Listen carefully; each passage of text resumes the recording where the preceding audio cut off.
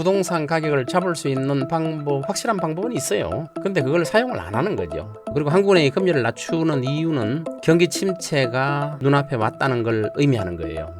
이제 우리가 자꾸 일본 따라간다 그러는데 남미형 불경기가 올 수도 있다는 거예요. 근데 그 최근에 보면 박사님이 우리나라 이제 집값에 대해서 네.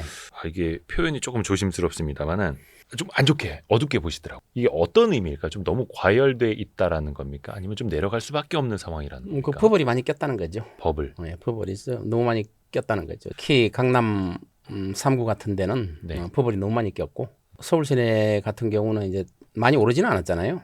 서울 시내 전체로 보면은 평균적으로 보면 뭐 크게 오르고 이런 건 없고 오히려 떨어진 지역도 있잖아요. 서울시 또 강남 3구도 또 지금 또 떨어지는 지역도 있어요. 근데 이제 특정한 지역 있잖아요. 강남구 중에서도 많은 사람들이 뭐 살고 싶어하는 그런 지역 거기는 막 천정부지로 지금 오르고 있잖아요. 그렇죠. 뭐 신고가 해가지고 오르잖아요. 네. 그래서 이런 경우는 저는 버블이 많다 이렇게 보고 있어요. 집값이라는 게 40억 이상 넘어가 버리면 네. 그거는 이미 주거 기능으로서 상실하고 상품으로서 저는 간다고 봐요. 40억 넘어가면 그때부터는 주거의 의미가 아니라 주거의 의미가 아니라 그냥 투자에 그림이나 대해서 골동품 같은 상품으로서 작동을 한다고 저는 보고 있어요. 일종의 부동산 투자 상품이 된 거네요. 부동산 투자 상품이죠. 근데 이제 그렇게 따지면 뭐 어느 집은 60억, 어디는 70억, 어디는 뭐 110억 막 이렇게 올라가는데 진짜 골동품 세계에서 몇 개 없는 거 부르는 게 값인 거의 그 상황까지 간 거고. 네. 그러면 이거를 일반적인 부동산 시장의 흐름하고 빗대서 우리가 볼 수는 또 없는 거잖아요. 네, 일반 부동산 시장 흐름하고 좀 다르게 봐야죠. 왜냐하면 강남의 특별한 지역은 고소득자들 있잖아요. 또 자산가들 이런 분들이 사는 거거든요. 네. 예를 들어서 이제 뉴욕을 한번 예를 들어 볼게요. 네. 뉴욕에 보면은 평당 4억 5억 가는 데가 있어요. 우리나라는 아직도 평당 2억 뭐 안 갔죠. 평당 4억 5억 이렇게 가는 아파트. 그러니까 미국에서는 콘도라고 부르죠. 그래서 80층짜리 90층짜리 아파트가 맨하탄에 있는데 거기는 몇백억부터 뭐 1,500억까지 있어요. 예. 아파트가 펜트하우스 같은 경우는 뭐 2천억 가까이 되고 있어요.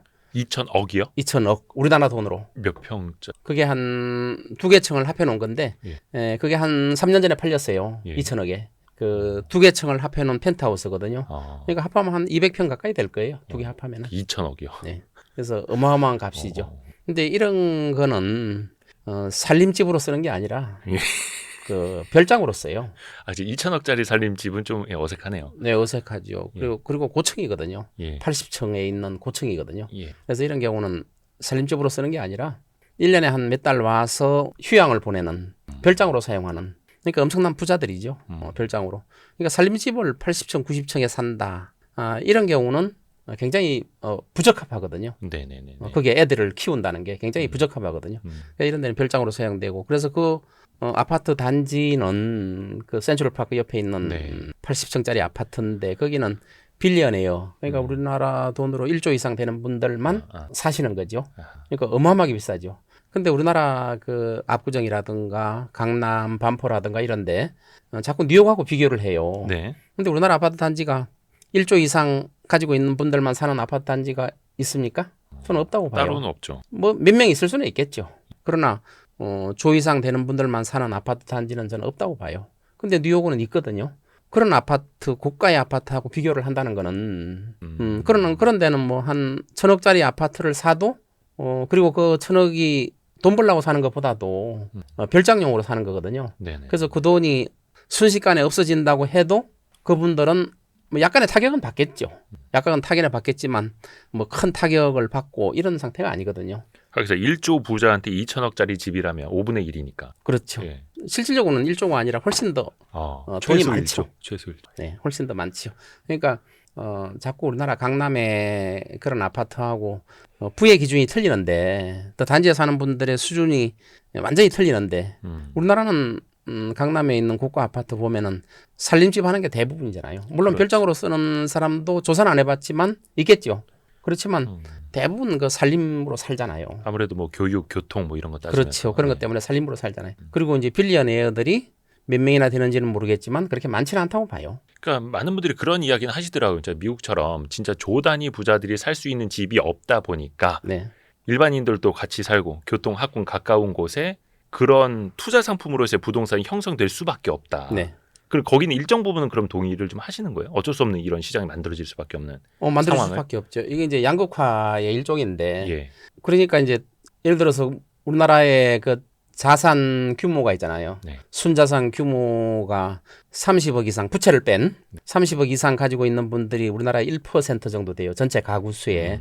우리나라 가구가 한 2,200만 가구가 좀 넘거든요. 네네. 1%면은 22만 가구 이거거든요. 네.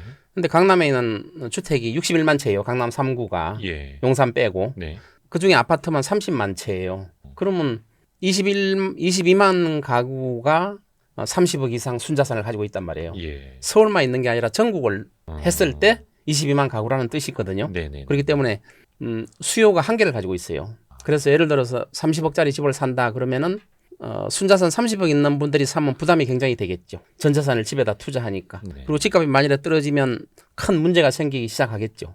그래서 30억짜리 집을 살려면 최소한 그 2배 정도의 자산을 가지고 있는 60억이나 100억 가까이 가지고 있는 분들이 사야 그렇게 큰 부담을 느끼지 않겠죠. 근데 자꾸 신고가가 형성되고 신문에 자꾸 오른다고 하고 하니까 30억 갖고 있는 분들 또 그 이하 갖고 있는 분들이 대출을 무리하게 받았어. 이걸 연거리라고 그러잖아요. 네. 대출을 무리하게 받아서 사는 경우도 생기고 있잖아요. 그래서 이런 경우는 상당한 전 거품이 껴 있다고 봐요. 그러니까 그냥 30억, 60억, 90억 있는 사람이 30억짜리 집을 사는 게 아니라 네. 30억도 없는 사람들. 그러니까 예를 들어서 이제 그런 경우는 주변에도 있더라고요. 강남에 네. 입지 좋은 곳에 아주 비싼 집에 청약을 해서 분양이 된 거예요. 네. 한 20년 가까이 이제 무주택으로 살다가 근데 들어갈 돈은 없고 그런데 전세를 맞추면 이미 전세 금액이 집 분양가보다 높거나 거의 더 비슷하고 그러니까 나는 그 집에서 못 살지만 네. 나는 30억 자산가는 되어 있는 네. 이런 현상들도 많지 않습니까? 그럼 이제 전세금을 벌어야 그거 들어가죠. 네. 전세금을 힘들죠. 벌기가 쉽지가 않잖아요. 그렇죠. 우리가 20억이나 30억이라는 돈이 버는 게 우리 월급쟁이로서는 만만치 않잖아요. 아유, 그럼요. 사업을 해야 벌 수 있는 또 사업한다고 다 벌 수 있는 게 아니라 극소수의 사람만 벌 수 있는 돈이잖아요. 네네. 전세를 준다고 해도 내가 그 집에 들어가 살려면 그 전세금을 줄 만한 돈을 벌어야 그 집에 들어가 살 수 있잖아요. 네. 그러니까 상당히 부담이 되는 건 사실이죠. 근데 문제는 뭐냐 하면은 이제 경기 침체가 많이 와가지고 네. 부동산 값이 떨어지면 강남도 집값이 떨어지거든요. 떨어질 때 있었죠. 떨어졌을 때 자산 규모가 크지 않은, 다시 말해서 30억짜리 집을 샀는데 30억이나 30억 미만 갖고 있는 분이 그 집을 샀다면 전 재산을 잃게 되는 결과를 가져올 수도 있고, 혹시 대출을 받아 샀다면. 그러니까 22년, 23년에 약간 좀 그런 케이스들이 있기는 있었습니다만 22년에 한 30%까지 강남 집값이 떨어졌었죠. 네. 2022년도에. 네. 근데 이제 그런 분들을 보면은 이것도 일종의 학습 효과일지는 모르겠습니다만 하락기는 짧고 회복은 또 금방 되고 지나고 그건- 나서 보면 신고가였고 뭐 이러다 보니까 그건 정부의 영향이 크죠. 정책적으로 개입을 네, 해서. 정책적으로. 예. 예를 들어서 2022년도에 집값이 많이 하락했어요. 예. 그때 이제 둔촌 주공을 분양을 했잖아요. 네네네. 12,000가구인가? 네. 엄청난 분양을 했잖아요. 그렇죠. 그때 집값이 막 하락하는 시점이고 그리고 대규모 미분양 사태가 날 수도 있는 그런 상황이거든요. 맞아요. 그래서 정부에서는 하락을 방치하지 않고 2023년도 1월에 보금자리 특례론이라는 정책 자금을 풀었잖아요. 신생아 특례 대출도 나왔고 그 실거주 의무도 풀었었죠. 없어졌고 또 거래 금액의 70%까지 또 80%까지 대출을 해주는, 또 금리도 좀 낮춰주고 많은 규제를 완화해서 빚으로 집을 사라 해서 둔촌 주공도 성공적으로 분양을 한 적이 있고 부동산 가격이 하락했다가 1년 만에 다시 상승 기조로 돌아섰죠. 네. 이거는 정부의 정책의 영향이라고 봐야죠. 근데 이제 그것마저도 학습 효과가 되지 않을까 싶은 거예요. 예를 들어서 우리나라 전체 가구의 자산의 70%가 부동산이다 보니까 부동산이 망가지면 내수고 뭐고 다 작살나니 어찌됐든 어떤 선에서는 정부가 개입을 할 거다. 또 이 믿음이 또 있으니 바로 그겁니다. 예. 우리나라 부동산 자산이 차지하는 비중이 한 가계가 예. 70%잖아요. 예. 전 재산의 70% 정도 갖고 있는데 이게 망가지면 이제 정부로서도 곤란해지죠. 네네네. 경제가 어려워지니까. 그래서 정부에서는 계속 살리고 하는 이런 학습 효과를 가지고 있단 말이에요. 부동산이 떨어지면 정부가 살려주고 또 대출을 해주고 이런 현상이 반복된단 말이에요. 근데 이게 어떤 문제를 가지고 있냐 하면은 가계부채가 점점점 늘어나요. 지금 우리나라 가계부채가 2,000조 가까이 되잖아요. 네. 이런 가계부채가 점점점 늘어난다는 거는 정부도 알고 있어요. 이걸 줄여야 된다는 것. 네. 그러나 부동산 가격이 하락하면 다시 안 되니. 빚을 내서 부동산을 사라고 대출 규제를 완화해 줘 버리죠. 그래서 이런 학습 효과 때문에 우리는 아무것도 모르고 그냥 계속 집을 또 사고 또 이번에 또 뭐 지분형 모기지 네네. 이런 제도가 또 뭐 이야기했더래. 지분형 모기지는 굉장히 좋은 제도예요 원래. 일단 그 자체만 놓고 보면. 예, 자체만 놓고 보면 되게 좋아요. 그러나 지금처럼 거품이 많이 낀 상태에서 그 부동산을 집을 사가지고 대출을 받아서 살아. 또 빚으로 거품 낀 집을 사라 하는 게 지분형 모기지잖아요.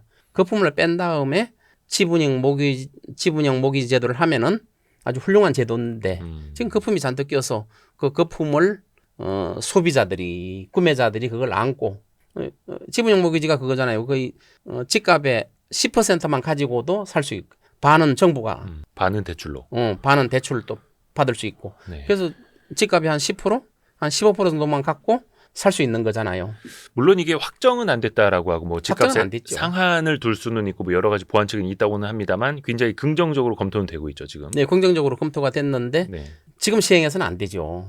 지금 시행하려는 목적은 부동산 값이 떨어지는 걸 막기 위해서 하는 건데 결국은 이거는 가계부채를 또 증가시켜서 우리나라 부실을 키우는 역할을 하는 거예요. 그러니까 그 제 주변에도 은근히 그 둔촌주공에 이제 청약을 하신 분들이 있더라고요. 네. 그때 막 미분양 난에 뭐 만에 뭐 그렇죠. 난리도 아니었지 않습니까? 그런데 그런 학습 효과를 또 염두에 두고 망한다고 할 때다 기회다. 또 이렇게 뛰어드신 분들도 있더라고요. 그게 맞았죠. 결과적으로는. 네, 결과적으로 맞았죠. 왜냐하면 정부가 항상 나서서 도와주니까.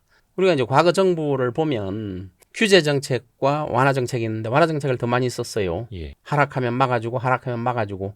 그러나 이거는 어디까지 막을 수 있겠느냐 하는 게 한계를 갖고 있다는 거예요. 근데 어찌됐든 간에 둔촌주공 살리기 프로젝트는 성과를 냈고 정부 입장에서 봤을 때. 그렇죠. 그런데 시장은 완전히 이제 왜곡이 될 수밖에. 네, 시장이 왜 거품만 없었던 늘어났죠. 거고.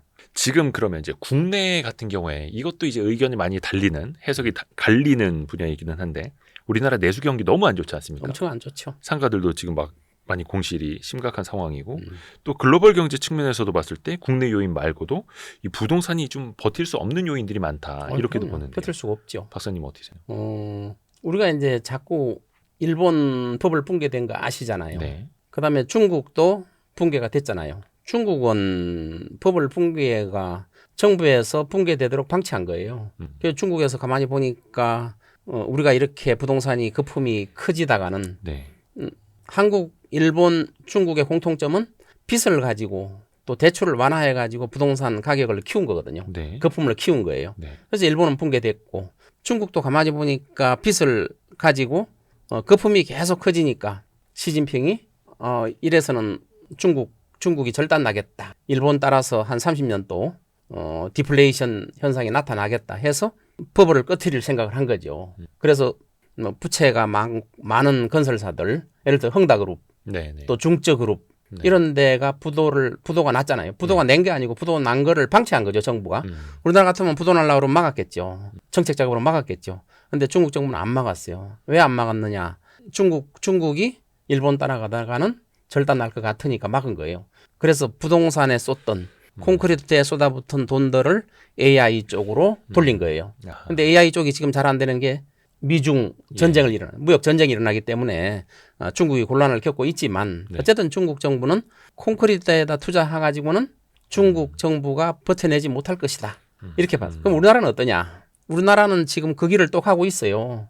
가고 있는데 PF 문제부터 해가지고 안 터뜨리고 있어요. 정부에서 계속 정책 자금, 금융 규제 완화 해서 터뜨리지 않고 있어요. 네. 사실은 2022년도에 부동산 가격이 하락했을 때 30% 정도 이제 강남도 하락했잖아요. 네. 하락했을 때 반값 이하로 떨어지도록 정부가 놔뒀으면 장기간의 경기 침체는 오지 않을 수도 있는데 지금 잘못하다가는 거품만 자꾸 키워서 가계부채만 잔뜩 키워가지고 그러한 거품이 크게 터지면 일본이 지금 20년, 30년 동안 디플레이 현상이 생겼단 말이에요. 부동산 값이 폭락했단 말이에요. 그러니까 이게 거품은 확 꺼지고 그래도 단기간에 회복되는 게 낫지 장기간에 걸쳐서 이게 침체로 가버리면 그게 더 위험하다 이런 취지실까요? 그게 위험하죠. 그러니까 거품을 그렇게 키워서는 안 된다는 거죠. 지금 가계부채를 더 키워서는 안 돼요. 또 거품을 더 키워서는 너무 장기간의 디플레이션이 나타난다는 거죠. 근데 이게 참 정치인들이 혹은 정책 당국자가 정부에서 혹은 대통령이 과연 집값의 버블이 그렇게 반토막 나도록 꺼지는 걸 과연 지켜만 볼 것인가? 놔둬도 될 것인가? 그러니까 또 현실 가능성이 없으니까 아까 우리가 이야기를 했던 학습 효과가 다시 한번 또 발동을 하고 또 사람들은 그쪽으로 베팅을 하고 이랬던 것 같아요. 정치인들이나 정권을 잡은 분들은 부동산 값이 폭락해서 거품이 꺼지는 것을 싫어하죠. 네. 서서히 꺼지도록 바라는데 서서히 꺼지라는 건 없어요. 꺼지는 걸 싫어하는 게 이제 대통령이 됐을 때 인기가 떨어진단 말이에요. 폭락하면 실업자가 생기죠. 네. 건설회사 무너지죠. 또 저축은행도 어려워지죠. 그럼 대통령의 인기가 떨어지잖아요. 그건 이제 누가 됐든 그렇죠. 누가 됐든 뭐 진보 정부든 보수 정부든 누가 됐든 부동산 값을 살리려고 안간힘을 쓰는 거예요. 그래서 그러나 안간힘을 살린다는 게 저는 한계점을 가지고 있다고 봐요. 내 정권 하에서만 이걸 지키자. 다음 정권에 터질지도 모르는데 이게 폭탄 돌리기거든요. 폭탄이 계속 불어나고 있는데 다음 정권에서 터지든 말든 우선 내 때만 이걸 지켜내자. 가계부채를 그래 가계부채가 눈덩이처럼 지금 불어난 거 아니에요. 그런데 또 한쪽에서는 집값이 너무 많이 오르는 거는 좀 컨트롤을 하고 싶고 또 떨어지는 것도 막고 싶고 그러니까 계속 가두리식으로 정부가 어떻게 해서는 정책적으로 이 시장을 막 이끌어가려고 하는 건데 이끌어가려고 하는데 한 번은 작게라도 터트렸어야 돼요. 작게라도 터트려야 돼요. 제가 2022년도 이야기한 게 그때 하락 기조를 2, 3년간 유지하게 놔뒀어야 돼요. 네. 그래서 가계부채를 줄여 나갔어야 되는데 2022년에 하락하니까 20조 가까운 정책 대금을 풀어서 가계부채를 또 늘려버렸잖아요. 네. 엄청나게 늘렸잖아요. 부동산 가격은 살렸는데 그 많은 가계부채 또 폭탄이 더 커졌단 말이에요. 거품이 더 커졌단 말이에요. 그래서 이런 것들은 어느 정부에서 터질지 모르는 거예요. 지금 계속 돌리고 있습니까? 네, 계속 돌리고 있는 거예요. 아니 근데 이게 그 폭탄 돌리기일 수도 있는데 근데 어떻게 보면은 서울 물론 서울 다는 아니고 강남 3구라든지 뭐 그렇죠. 일부 마용성, 지역은 한강벨트 그렇죠. 이런 지역만 계속해서 또 신고가인데 전체적으로 봤을 때는 그러니까 지역 같은 경우에는 과거에 막 거품이 끼었었던 세종 같은 경우는 크게 또 빠졌었고요. 그럼 완전 지방하고는 완전 지금 다른 상황 아니겠습니까? 네, 다른 상황이죠. 서울 특히 몇 개의 구는 버블. 근데 지금 지역은 버블은 아니잖아요. 지역은 아니죠. 우리나라 전체로 보면은 예. 부동산 값이 올랐다고 볼 수가 없어요. 우리나라 전체 전체 평균으로 보면 평균으로 전국 평균. 예. 근데 이제 언론에 자꾸 나는 게 강남 3구, 용산 이런 핵심 지역만 자꾸 오른다 신고가다 하니까 네. 오른다고 하지만 지방 같은 데는 미분양이 많잖아요. 그렇죠. 미분양이 지금 굉장히 많이 미분양이 한 7만 가구 정도 되잖아요. 뭐 통계장으로 7만 가구지 실제로 통계 기법을 조금만 다르게 하면 10만 가구가 저는 넘는다고 봐요. 근데 이게 어찌됐든 간에 다주택자 규제는 여전하고 그렇죠. 취득세 중과를 비롯해서 그러니까 한 채 갖고 있자. 똘똘한 한 채, 대형 평형 한 채, 좋은 곳에 한 채. 이러다 보니까 계속해서 이게 송곳처럼 막 몰리고 있는 것 아니겠습니까? 그렇죠. 이 흐름은 계속해서 이어질 수밖에 없을까요? 똘똘한 한 채 때문에 사실은 강남으로 몰려드는 거거든요. 예. 지방의 부자들도 지방에 10채 갖고 있다가 네. 똘똘한 한 채. 그러니까 다주택자를 범죄시했잖아요. 죄인 취급을 했잖아요. 다주택자를. 그래서 다 팔고 강남에 똘똘한 한 채를 사자. 그래서 강남 집값이 상승을 일으키고 지방에도 부자가 많이 있었거든요. 네. 그럼 지방 부자들도 서울에 한 채를 사는 게 낫겠다. 지방 여러 채 갖고 있는 것보다 이런 똘똘한 한 채라는 미명하에 집값이 상승했는데 이 다주택자 규제는 우리가 한 채 갖고 있어도 50억이고 또 10억짜리 5채 갖고 있어도 50억이잖아요. 네네. 그래서 다주택자를 규제해서는 저는 안 된다고 보거든요. 가격으로 규제를 해야지 한 채만 가지고 있는 사람은 선하고 또 여러 채 갖고 있는 사람들은 선하지 않다. 오히려 다주택을 가지고 있는 분들이 임대차 시장에서 충분한 역할을 할 수도 있거든요. 예. 그래서 다주택자에 대해서 중과하는 문제는 저는 없애야 된다고 저는 보고 있어요. 가격을 기준으로 해야지 주택 수가 많으냐 가지고 따져서는 안 된다는 거예요. 그러니까 선악구도로 보면 안 되는데 또 지금은 또 지역에서 어떻게 생각하실지 모르겠습니다만 부동산 가격이 전국적으로 오를 때는 이것도 서울에서 온 다주택자들이 올려놓는 거다.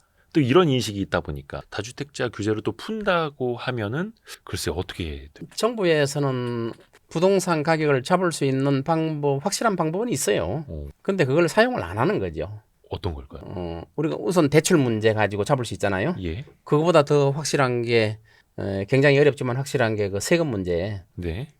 재산세를 올리고 보유세를 올리는 거죠. 네. 그다음에 양도세나 취등록세, 상속세 이런 것을 없애거나 대폭 낮춤으로써 다시 말해서 네. 세제를 재분배하는 거죠. 예. 재분배. 재산세만 올리고 양도세나 이런 걸 안 내리면 안 되죠. 재산세를 대폭 올리고 뭐 미국 같은 데처럼 재산세가 1%에서 거의 3% 가까이 부동산 가격에 예. 이 정도로 올리고 그러면 다주택자 규제 자체가 필요가 없어요. 그리고 양도세 대폭 낮추고 취등록세 대폭 낮추고 양도세는 없애도 돼요. 그래서 거래를 활성화시키고 다만 보유하는 데 부담을 가지게 되면 우리 사회자님께서 만일에 예를 들어서 예. 내가 강남에 집을 50억짜리 갖고 있는데 네네네네. 보유세가 1%, 2% 올라간다. 아. 그러면 소유 의욕이 좀 없어지겠죠. 1년에 막 5, 6천만 원씩 보유세가 나오면 보유세가 나온다. 그럼 소유 의욕이 없어지겠죠. 그러면 집값이 떨어지게 돼 있어요. 살 사람도 없는 거예요. 그러면 내가 저 정도 부담을 가지고 저 집을 사야 되겠다 하는 그 의욕도 없어지는 거예요. 그럼 집값은 떨어지게 돼 있어요. 근데 그때 마침 보유세가 올라가서 팔고 싶은데 양도세를 낮춰준다. 그러면 그때 마침 또 내놓겠죠. 다주택자들은. 내놓겠죠. 근데 집 살 사람은 별로 없을 거예요. 왜냐하면 그 많은 부담을 안고 주택을 살 만한 분 별로 없을 거예요. 예를 들어 이제 미국 같은 데 보면은 아까 2천억짜리 집이 있다고 그랬잖아요. 주택이 있다고 그랬잖아요. 네네네. 재산세가 한 2% 정도 되거든요. 예. 2천억이면. 어마어마한 돈이잖아요. 예. 그런데 그 돈을 감당 능력이 되니까 그거 사는 거예요. 아까 말한 것처럼 빌리언웨어들. 그 정도 감당 능력은 되니까 사는 거거든요. 재산세가. 네. 근데 감당 능력이 안 되는 분들은 당연히 못 사죠. 그런 아무리 고가 주택이라도 감당 능력이 있고 그만한 보유세를 낼 만한 능력이 되는 분들만 사는 거예요. 근데 우리나라 강남에 뭐 40억짜리, 50억짜리 또 뭐 100억짜리도 나온다고 그러잖아요. 네. 정상적인 보유세를 내지 않고 사는 거잖아요. 정상적인 보유세를 내면서 살면은 거기에 대해서 일반인들이 불만이 없겠죠. 노블리스 오블레저라고 나는 이 비싼 집에 사는 대신에 이 정도의 보유세는 매년 낸다 하는 것. 또 그거 가지고 부동산 정책을 할 수도 있고. 이런 경우는 고가의 집을 가지고 있어도 일반 서민들이 거기에 대한 불만이 있을 수가 없겠죠. 근데 보유세가 너무 낮아요. 근데 그 보유세를 높이게 되면 뭐 종부세도 일종의 보유세 개념이긴 하지 않습니까? 이게 내가 자본이득을 현실화한 것도 아닌데 과세 부담을 이렇게 높이는 게 맞느냐 또 반발이 한쪽에서 높아지고 있고 예를 들어서 그냥 나는 나고 자랄 때부터 그 지역에 살았고 그냥 그 집 한 채 갖고 있고 나는 아무것도 한 게 없는데 그냥 집값이 올랐는데 왜 세금을 더 내라는 얘기냐 또 이렇게 또 반발을 또 하시잖아요. 그래서 미국에 훌륭한 제도가 있어요. 예를 들어서 미국에는 50개 주가 있는데 주마다 다 다르거든요. 예. 그래서 캘리포니아 같은 데는 취득 가격을 기준으로 세금을 매겨요. 캘리포니아는 한 1.25% 정도 되거든요. 1.25% 안팎이거든요. 보유세가요. 보유세가 네네. 굉장히 세죠. 근데 취득한 가격 취득한. 기준이에요. 그러니까 평가액이 올랐어도. 그럼요. 30년 전에 취득했다. 30년 전에 취득 가격을 기준으로 세금을 매겨요. 그러니까 오래 가지고 있으면 세금이 없는 거나 마찬가지예요. 그러니까 같은 동네에 살아도 최근에 산 사람, 10년 전에 산 사람, 30년 전에 산 사람은 세금이 굉장히 틀려요. 그래서 미국은 한 집에서 오래 살죠. 세금 부담이 굉장히 크기 때문에. 그러니까 예를 들어서 집값이 10배 높아졌다. 네. 그러면 현실적으로 내가 내는 그 보유세 같은 경우는 한 10분의 1로 그렇죠. 느껴지겠네요. 네. 거기에 1.25%를 내는 거죠. 물론 다른 주는 그렇게 안 하는 데도 있어요. 우리나라처럼 공시지가를 매겨가지고 네. 공시지가의 몇 % 이렇게 매기는 데도 있지만 캘리포니아 같은 데가 우리가 받아들일 수 있는 굉장히 좋은 제도죠. 취득 가격을 기준으로 한다. 그다음에 양도세 같은 데는 그럼 그 집을 갖고 있는 분이 집을 팔고 다른 데 또 사면 양도세가 이연돼요. 양도세가 이연돼요. 안 내는 게 아니라 네. 또 그 집을 팔고 또 다른 집을 사면 계속 이연돼요. 한 평생 한 10년 동안 사고 팔았다. 양도세 계속 이연되잖아요. 그러니까 10억짜리 집이 30억, 50억, 100억 이렇게 내가 계속 갈아타기를 해도 양도세는 그 사이에 한 번도 안 내는 거예요. 안 내는 거죠. 그러니까 예를 들어 내가 30년 전에 한 10억짜리 집을 샀다. 지금 뭐 한 100억, 200억 돼 있겠죠. 네. 200억이 돼 있다. 그러면 양도세가 엄청날 거 아니에요. 그 사이에 차액이. 그동안에 이연됐으니까 계속. 네네네. 그런데 그 150억이나 200억 집을 자식한테 상속을 하면 그동안의 양도세는 다 없어져 버려요. 면제. 그러면 양도 가액은 어떻게? 양도가액 없어져 버려요. 그걸 상속세로만 처리하는 거예요. 미국은 상속세가 200억까지는 면세예요. 그리고 부부가 상속하면 400억까지는 면세되고 우리나라 돈으로 말하는 거예요. 400억까지는 면세예요. 그러니까 한 200억 되는 집을 상속을 한다. 그동안에 양도세를 엄청나게 내야 되는데 이연시켰으니까 상속을 하면 그러니까 자식한테 물려주면 그동안의 양도세는 없어져 버려요. 자식부터 새로 시작하는 거예요. 그러니까 사실상 양도세도 그리고 상속세도 거의 없다시피 없는 거죠. 현실적으로. 상속을 했을 때 만일에 상속을 안 하고 내가 그걸 현금화 시키면 그동안에 못 냈던 상속세는 다 내야죠. 그런 훌륭한 제도가 있어요. 그다음에 또 한 가지 훌륭한 제도가 있는데 재산세가 10,000불 정도 되면 만불이면 굉장히 크잖아요. 네. 한 1,300만 원, 400만 원 되잖아요. 1년에. 만불 정도 되면 보유세만요. 보유세. 네. 예, 보유세가 만불 정도 되면 소득이 있는 분들은 소득세에서 비용 처리를 해줘요. 네. 소득이 있는 분들은 비용 처리해주면 세금을 안 내는 거나 마찬가지잖아요. 만불 네. 정도는. 예. 그러니까 만불 정도 되려면 집값이 한 10억 정도? 한 10억 정도 돼야 되겠죠. 네. 우리 돈으로. 10억 정도 되는 돈은 사실상 재산세를 안 내는 효과를 가지고 있어요. 근데 소득이 없는 분은 내죠. 소득이 있는 분은 비용 처리를 해주니까 안 내는 거고 아하. 소득이 없는 분은 그러니까 소득이 없는 분은 그런 집을 가지고 있지 말라 이런 뜻도 가지고 있는 거죠. 이게 약간 역진적이지 않나라는 걱정도 들었는데 아예 캐시플로우가 없는 사람은 그런 집을 갖지 말라라는 정책 의도일 수도 있는 그런 거예요. 의도를 가지고 있는 거죠. 만불이라는 큰 돈의 재산세를 면세해 줄 정도니까 네. 그 소득세에서 비용 처리를 해주니까 그러니까 우리나라도 그렇게 하면 되는 거예요. 네네. 한 10억짜리 미만 가지고 있는 분들은 지금 세금 내잖아요. 네. 세금 안 내게 하는 방법을 찾으면 되는 거예요. 세금 안 내게. 그리고 미국도 55세가 넘으면 정년퇴임을 했다고 해서 재산세를 감면해 줘요. 이런 훌륭한 제도들을 가지고 와서 우리나라에 적용을 하면은 이제 어떤 분들은 그래요. 재산세를 뭐 대폭 올리면 서민들은 어떻게 사느냐. 네. 서민들은 영향이 없고 오히려 더 좋아질 수가 있다는 거죠. 미국의 제도를 가져오면 은퇴 이후에는 그러면은 재산세를 아예 내지 않게끔 해주고 감면해 주는 거죠. 감면. 아예 안 내는 게 아니라 감면해 주는 거죠. 근데 그런 예를 들어서 현금 흐름이 나오지 않는 사람들은 또 자연스럽게 외곽으로 나가게 유도를 하고 다만 그렇죠. 그동안에는 집값이 올랐어도 양도세를 내지 않도록 혹은 적게 그럼요. 내도록 또 네. 유도를 해주면서 네, 우리나라도 이제 미국 제도를 따서 만든 게 있잖아요. 영모기지 제도. 예. 미국은 30년 동안 금리를 갚아 나가는 원리금 갚아 나가는 그런 시스템이거든요. 우리나라도 생겼잖아요. 네. 그래서 이제 젊었을 때 집을 한 채 사서 30년 동안 계속 보고 나가면 30년 후에 내 집이 되잖아요. 예. 내 집이 되면은 이제 그때부터는 은퇴를 하게 되고 은퇴하면 그 집을 담보로 해서 다시 돈을 받는 이걸 영모기지 제도라고 그러죠. 주택연금이라고 주택연금 네. 형태로 예. 받게 되는 이런 시스템을 가지고 있거든요. 예. 근데 그게 이제 현실적으로 우리나라에 왜 도입은 안 된다고 혹시 그걸 도입하면 부동산 값이 많이 떨어지겠죠. 일시적으로라도. 네, 일시적으로 떨어진 상태에서 또 많이 올라가지 않을 거예요. 미국 같은 경우는 집값이 올라도 그렇게 막 크게 폭등이 있고 폭락이 있고 뭐 경제 공황이 오지 않는 이상은 그런 현상이 없는데 우리나라는 부동산 값이 지속적으로 오르잖아요. 그래서 이걸 막을 방법은 보유세를 높이는 수밖에 없어요. 그다음에 양도세, 상속세, 취등록세 대폭 낮춰서 뭐 세금만 과다하게 부과하는 게 아니라 네. 세제의 재개편, 보유에 대한 부담을 굉장히 높임으로써 높인다고 해서 서민들한테 영향을 안 가도록 훌륭한 제도를 가져오면 되거든요. 아까 말한 것처럼. 그러니까 이게 우리나라는 확실히 좀 미국 특히 LA, 캘리포니아 쪽이랑 완전 반대네. 우리나라는 취등록세가 좀 비싸고 그러다 보니까 한번 거주를 이전하는데 거래 비용이라고 하죠. 엄청 이게 또 들죠. 많이 들다 보니까 그래서 많은 사람들이 하는 말이 그냥 한 방에 영끌해서 최고의 집을 사야 되는 거야.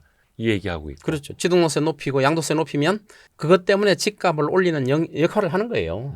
그게 붙여서 또 팔잖아요. 근데 이거는 다만 부동산 시장이 일시적으로 좀 고꾸라질 수 있는 거를 좀 견딜 수 있는 미움받을 수 있는 정치인이 결정을 해야 하는데 현실적으로 그런 훌륭한 대통령이 과연 나올까? 네.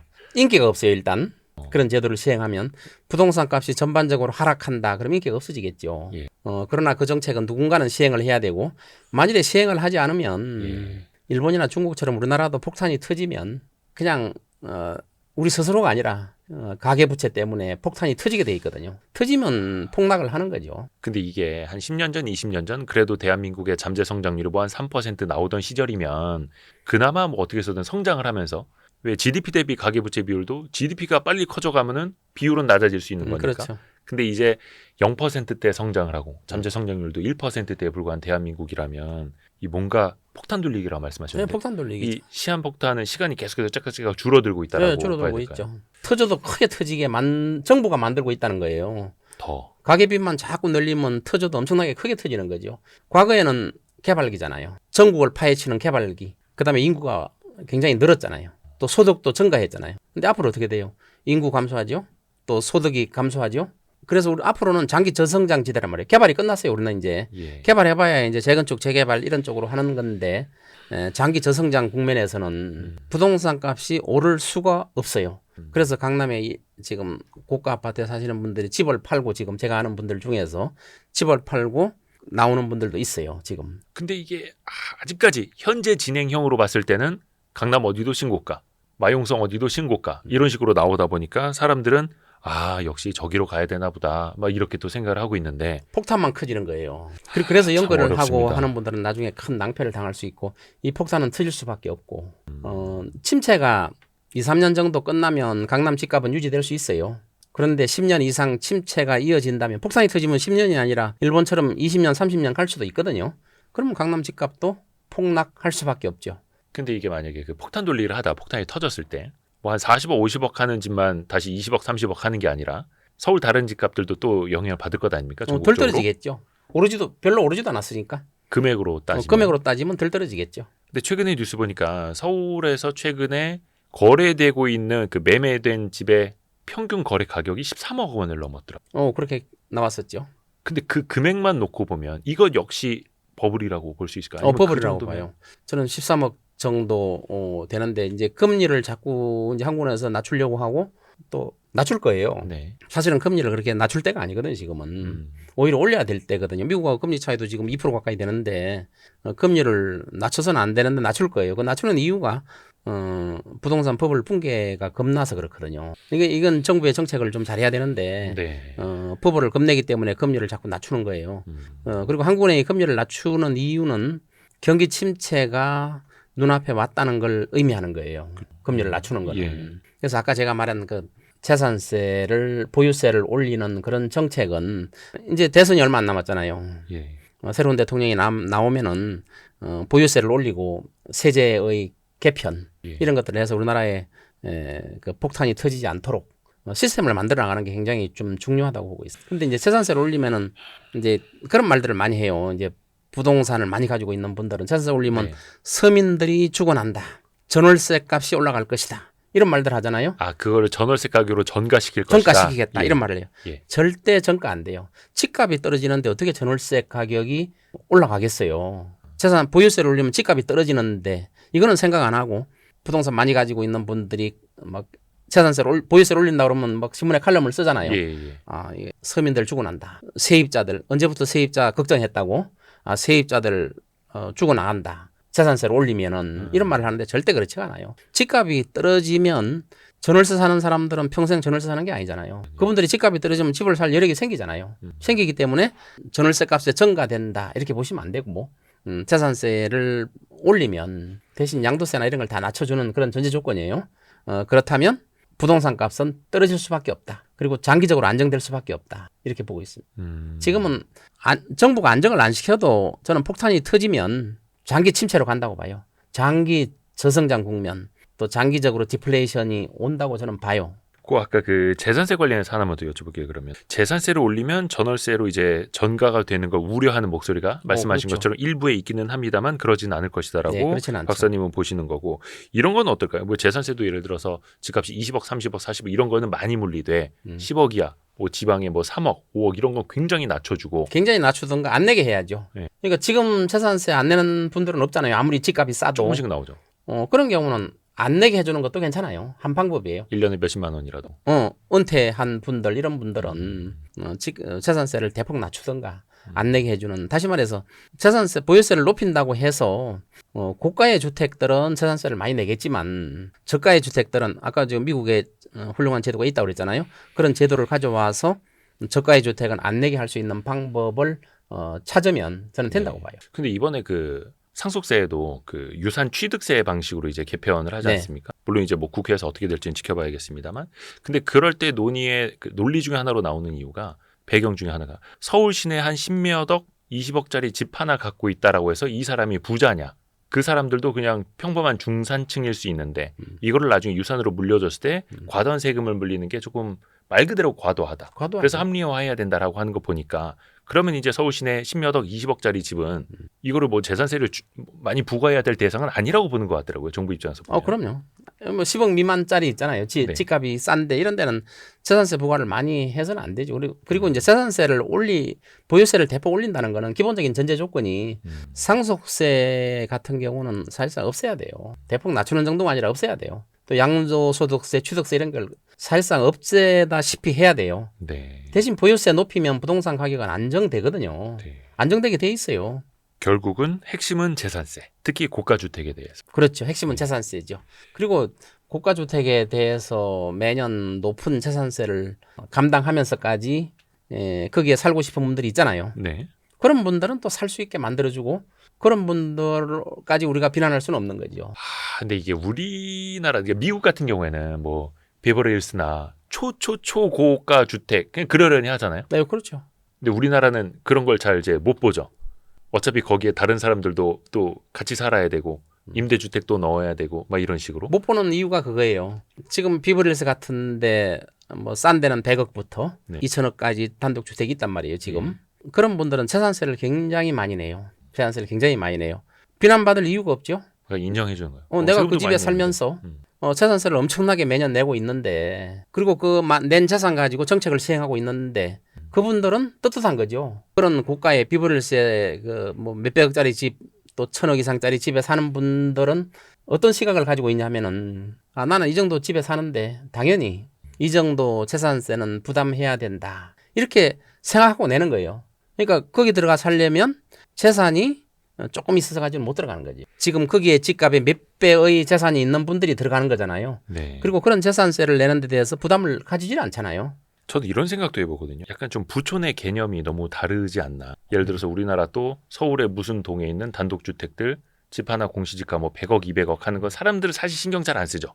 그런데 공동주택으로 되어 있는 어느 구 어느 동의 아파트는 얼마짜리인지도 알고 몇백 세대 몇천 세대가 모여서 사니까 부촌의 개념 자체가 확실히 좀 다른 것 같습니다. 그렇죠. 아파트로 바뀌었죠. 예. 아파트로. 원래는 단독주택, 뭐 외국 같은 데는 아파트는 뭐 사실은 그렇게 선호하는 대상이 아니잖아요. 아까 말한 것처럼 초고층 아파트 같은 경우는 별장용으로 사용하기 때문에 네. 그렇게 선호하는 대상은 단독주택을 선호하거든요. 근데 우리나라는 아파트 문화, 아파트가 편리함, 그러면 어느 아파트 어느 단지에 사는 게 부의 척도로 그냥 자리 잡았잖아요. 무슨 동에 산다 그러면 딱 예, 나오고. 무슨 동에 산다. 예. 근데 이러한 것들은 앞으로 저는 없어질 거로 봐요. 그거는 이제 버블이 좀 꺼지면서요. 버블이 꺼지면서 없어진다고 봐요. 자연스럽게. 이거는 하여튼간 우리가 정책적으로도 좀 지켜봐야 될 테고 약간 그 뭔가 트리거가 될 만한 게 있지 않습니까? 앞에서도 저희가 뭐 내수 부진이라든지 글로벌 경기 구조 여러 가지 이야기를 했습니다만 트리거가 될 만한 건 혹시 뭘로 보고 계세요? 외부 요인이죠. 외부 요인. 글로벌 외부 환경. 우리나라 지금 뭐 내수 경기가 굉장히 안 좋아요. 네. 자영업자들이 힘들잖아요. 그 자영업자들이 힘든 게 그 공실이 굉장히 많잖아요. 또 상업용 부동산에 뭐 주택 일부만 뭐 오른다 이렇게 하는데 실질적으로 내수 경기가 안 좋아서 굉장히 어려워요. 네. 어려운데 이러한 게 폭탄이 터지는 게 그 외부 글로벌 환경. 다시 말해서 이번에 트럼프 대통령이 관세 정책 이러한 것들을 본격화 시키면 그러한 폭탄이 저는 터진다고 봐요. 지금 트럼프 대통령이 뭐 관세가 목적일 수도 있지만 궁극적으로는 미국 내수 경기를 살리기 위한 거거든요. 네. 미국 내수 경기를 살리려면 환율을 우리나라는 지금 환율이 굉장히 오르잖아요. 환율을 떨어뜨려야 되는 거예요. 미국 입장에서는 다시 말해서 우리나라만 갖고 놓고 봤을 때 우리나라 원화 가치를 굉장히 높여준다는 거죠. 워낙 강세로. 워낙 강세로 이게 굉장히 안 좋은 거거든요. 수출이 안 된다는 거거든요. 네. 워낙 강세가 되면 지금 우리나라 지금 환율이 하루에도 뭐 20원, 25원 왔다 갔다 하잖아요. 굉장히 춤을 추잖아요. 그렇죠. 환율이 적정하게 되는 건 괜찮은데 급격하게 오르는 것도 아주 안 좋고 또 급격하게 떨어지는 거는 오르는 것보다 더 안 좋을 수 있어요. 아예 수출길이 막히고 그 일본이 붕괴된 이유 중에 하나가 엔화 강세 때문에 네, 네. 붕괴된 거예요. 사실은 네. 그것처럼 아마 트럼프 행정부가 원하는 게 관세도 있지만 관세를 기화로 해서 환율을 갖다 조정하려는 과정이 있잖아요. 옛날에 그 일본 그 플라자 합의라고 있었잖아요. 네. 엔화 강세를 그렇죠. 강제로 조정하는 아마 그런 것까지 염두에 두고 있지 않을까. 관세는 하나의 수단이고 관세를 통해서 환율을 조정하려는 그래서 미국 내수 경기를 살리고 미국 경제를 부흥시키려는 전략이 아닐까. 물론 그러한 전략이 뭐 잘 될 수도 있고 안 될 수도 있죠.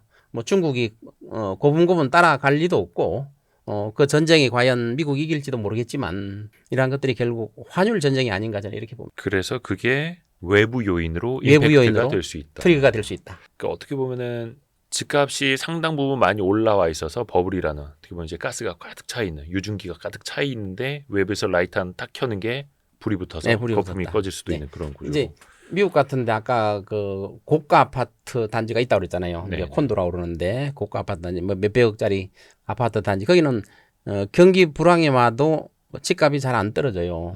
안 떨어져. 왜냐하면 아까 빌리언웨어들 안 파니까 그냥. 네. 그 집의 가격에 대해서 이렇게 뭐 신경을 크게 안 쓰는 거거든요. 근데 우리나라는 어때요? 고가 아파트 단지 보면은 집 한 채가 전부인 분들도 있잖아요. 네네네. 또 대출 받아서 산 분들도 있잖아요. 무리하게. 그렇기 때문에 경기가 침체되면 그런 분들이 팔기 시작해요. 그 집값이 떨어지든 오르든 관심 안 가지고 있는 분들만 사는 게 아니거든요. 네. 그렇기 때문에 우리나라 고가 아파트도 폭락할 수밖에 없다고 저는 봐요. 경기 침체가 오면은. 외부 환경으로 경기 침체가 오면은 그럼 강남의 고가 아파트도 폭락할 수밖에 없다. 왜냐하면 거기 살고 있는 분들이 감당 능력이 있는 사람만 사는 게 아니거든요. 무리하게 대출받은 분들도 있고 또 집 한 채가 전부인 분들도 제법 있거든요. 네네. 그러면은 경기 침체가 오면은 그 부동산 값도 폭락할 수밖에 없죠. 그런 경험을 과거에 짧게 보기는 했습니다만, 근데 또 이게 그 뒷부분에 아까 말씀해 주신 것처럼 정책이 개입을 하고 또 다른 이제 감당 능력이 있는 분들로 또 손바뀜이 돼 오기도 했었고, 조금 이제 눈을 지방으로 좀 한번 돌려볼까요? 네네. 지금 지역 부동산은 너무 얼어붙어 있기 때문에, 근데 이제 다주택자 규제도 앞부분에서는 세금적으로 좀 풀어야 된다고 말씀을 해주셨는데, 지방 부동산은 그러면 이걸 어떻게 될까요? 정부가 다주택자 규제는 푸는 게 1차적으로는 답일까요? 무조건 풀어야죠. 다주택 규제를 풀어야 되고, 그다음에 미분양이 뭐 7만 채, 뭐 실적은 한 10만 채 넘는다고 보는데, 네. 또 악성 미분양도 뭐 2만 5천 채 정도 되잖아요, 지금. 근데 정부에서 또 사준다고 그러잖아요. LH를 통해서 사준다고 그러잖아요. 그런 것도 사줄 필요가 없다고 저는 봐요. 왜냐하면 지방에 미분양된 거는 미분양을 예측을 해서 과잉 공급됐다고 봐야 되잖아요. 네. 그러니까 둘 중에 하나예요. 과잉 공급됐든지 아니면 분양가가 너무 높든지. 그걸 LH가 나서서 3,000세대인가 샀다고 그러더라고요. 예. 뭐 임대용으로 하기 위해서. 그 돈이 다 어디서 나오는 거예요? 국민 세금이잖아요, 전부. 네. 그게 뭐 국민연금 이런 데서 나오는 돈 아니에요. 그래서 그걸 사줄 이유가 없는 게, 분양이 안 되면 분양할 수 있는 방법이 뭐예요? 아주 간단한 방법이 있죠. 분양가를 낮추면 분양되잖아요. 수요에 맞게 계속 공급을 낮춰주는 거예요. 분양가를 낮춰주는 거예요. 분양은 다 시킬 수 있어요. 건설사가 미분양 난 거 그 할인 분양하면 팔리듯이. 할인 분양을 좀 해야죠. 왜? 팔릴 때까지 할인하는 거예요. 할인을 안 하고 나 분양가 이거 유지하겠다. 이러니까 안 팔리죠. 미분양 상태로 있고, 가만히 있으면 정부가 사주겠지. 또 LH공사가 사주겠지. 이렇게 생각하고 있는 게 바로 문제가 있다는 거죠. 그거는 정부에 기대하는 게 너무 크다는 거죠. 가만 놔둬야 돼요. 예를 들어서 서울도 마찬가지예요. PF 문제를 터트리면 기존에 그 개발하던 주택이 부도가 나가지고 나올 거 아니에요. 네네네. 그럼 누군가 싸게 사가지고 분양가가 또 싸진단 말이에요. 네. 그거를 못하게 막지 말고 그냥 싸게 분양할 수 있도록 놔두라는 거예요. 지방도 마찬가지예요. 지방도 아파트가 분양 안 되는 이유는 분양가가 너무 세기 때문에 분양 안 되는 거예요. 분양될 때까지 가격을 낮춰봐요. 분양 다 돼요. 다 돼요. 근데 분양가를 안 낮추잖아요. 안 낮추고 나는 손해는 한 푼도 못 보겠다. 사업을 잘못했으면 손해 봐야죠. 나는 손해를 한 푼도 안 보겠다. 이거 분양가대로 정부에서 사줘라. 그냥 기다리고 있는 거예요. 그런데 정부가 또 사줘요 또. 그걸 왜 시장 사주냐, 원리에 이게. 맡겨야 되는데. 네, 시장에 맡겨야죠. 시장에 맡기면 앞으로 저런 도덕적 해이는 나타나지 않아요. 그냥 때려 지어 놓으면 나중에 정부에서 보완해 주겠지. 그래서 지방에 때려 지은 거 아니에요. 네. 수요가 없는데도. 예. 아니면 분양가를 싸게 하든지, 싸게 못할 것 같으면 짓지를 말든지, 그냥 뭐 도덕적 해이가 나타나서 그냥 무조건 지어놓고 분양 안 되면 지금 경기가 어려워지니까 정부가 나서야 된다 이러고 있지 말고 싸게 분양하면 되는 거예요. 싸게. 손해 보는 건 또 싫고, 근데 네, 싸게 분양하면 되죠. 개발업자들 입장에서 보면. 할인 분양은 무조건 돼요. 근데 할인 분양을 안 하니까 문제죠. 근데 이게 관점을 조금 바꿔서 지역에서 예를 들어서 무주택자로 계시는 분들 입장에서 보면 집값 좀 더 떨어졌으면 좋겠다, 또 이렇게 보시는 분들 입장에서 보면 그렇게 보죠. 다주택자 규제를 푸는 것도 이것도 정부의 시장 개입 아니냐, 또 이렇게 보실 수도 있지 않을까요? 이 다주택자 때문에 서울로 몰려드는 거거든요. 예. 이걸 방지하기 위해서는 다주택자는 풀어야 되는데 그 기본적인 전제 조건이 아까 보유세를 좀 높여야 된다는. 전제 조건이 보유세를 높여야 된다. 그러면 해결돼요. 다주택자 얼마든지 사게 만드는 거예요. 그 보유세가 높으면 얼마든지 살 수가 없게 돼 있어요. 그러니까 다주택자를 그냥 악마화할 게 아니라 악마화할 게 아니죠. 집을 10개 사든 20개 사든 맘대로 보유세 놔둬야죠. 많이 내시라. 그럼요. 그러면 된다. 집을 많이 사는 걸 규제하는 건 공산주의죠. 토지거래 허가제의 공산주의죠. 그래도 못하게 하고 집 맘대로 사게 하는 것도 못하게 하는 거는 공산주의. 근데 보유세를 낮으니까 그런 현상이 생기는 거예요. 보유세를 높여가지고 맘대로 사게 만들어야죠. 근데 앞에서 말씀하셨던 것처럼 취등록세 낮추고 양도세 낮추되 그렇죠. 대신에 상속세를 보유세를 많이 높이고, 보유세를 많이 그래서 높여야 돼요. 거래는 활발하게 되되 네. 갖고 있으면 부담이 생기게끔 많이 갖고 있으면 그럼 더 부담이 커지게끔. 집값이 안정되게 돼 있어요. 무조건 안정돼요. 근데 그거를 정책 담당자들이 모르느냐? 알아요. 안 하는 거죠. 시장 떨어질까 봐. 떨어질까 봐. 우리나라는 정책을 시행하는 분들이 고가 주택을 갖고 있는 분들도 있고 또 정치하는 분들도 이번에 대부분. 그 대선 후보들 나온 거 보니까 재산이 많더라고요. 재산이 많아요. 그리고 재산도 많고 이런 상태에서 집값을 떨어뜨리는 정책을 한다. 쉽지 않을 거예요. 그러니까 저도 뭐 기획재정보다 정부 부처 출입을 좀 해왔습니다만 고위공직자들 보면 그렇게 강남에 집 가진 사람들 많고 많죠. 최소한 과천에는 갖고 있고 그럼요. 정부 부처가 뭐 과천이 있었던 그런 영향도 있겠습니다만 그분들이 참 많은 자산가가 또 되셨고. 그럼요. 대통령이 시행하려고 해도 고위공무원 집단 또 카르텔이 있잖아요. 또 건설 회사 집값이 떨어지는 거를 두려워하는 세력이 분명히 우리나라에 있잖아요. 그런 세력이 있기 때문에 정책을 시행하기 쉽지 않은 거예요. 그래서 과감한 정책을 펼 수 있는 지도자가 나타나야. 근데 그 이해관계뿐만 아니라 혹자는 이제 카르텔이라고도 부르는 그런 이해관계뿐만이 아니라 앞에서도 이야기했습니다만 전 국민 자산의 70%가 부동산이니 이거 한번 잘못 건드렸다가는 진짜 나라 망한다는 얘기가 그런 것도 나올 있죠. 텐데. 그래서 네. 아까 10억 밑에 부동산을 가지고 있는 분들은 재산세를 대폭 낮추거나 없애줘도 되는 거예요. 그런 제도적으로 만들면 되잖아요. 저는 중국 별로 안 좋아하지만 예. 시진핑이 2016년에 이제 정신을 차린 거예요. 콘크리트에다가 돈을 투자하는 게 장기적으로 중국을 망치는 길이다. 그래서 2016년에 시진핑이 한 말이 있어요. 주택은 사람이 사는 곳이지 투자하는 곳이 아니다. 투자 대상으로 삼는 것이 아니다. 그때부터 금융 규제도 하고 시작을 하니까 건설회사들이 무너지기 시작했죠. 그래서 부동산이 완전히 붕괴돼 버렸잖아요. 일부러 붕괴시킨 거나 마찬가지예요. 콘크리트에 투자했다가는 중국 정부가 장기적으로는 형편없이 될 것이다. 이렇게 느꼈기 때문에 만든 거거든요. 저는 그거는 잘했다고 봐요. 우리도 그런 콘크리트에 투자하는 것, 지금 자산의 70%가 부동산이거든. 일본도 70%였잖아요. 네, 네. 중국도 70%, 80%잖아요. 근데 그게 무너지고 있잖아요. 일본 부동산 70% 갖고 있는 사람은 없어요. 이제 주식으로 많이 갖고 있지. 또 중국도 그렇게 될 거예요. 우리나라만 아직도 부동산의 70% 몰빵하고 있다? 외부 충격으로 인해서 붕괴되면 더 큰 아픔을 겪어요. 그러니까 정부가 나서서 그 아픔을 만들어줘야 돼요. 그러니까 망치로 한 대 맞으면 될 걸 가지고 도끼로 맞을 수가 있단 말이에요. 그 죽는단 말이에요. 나라 전체가 끝장난다는 거예요.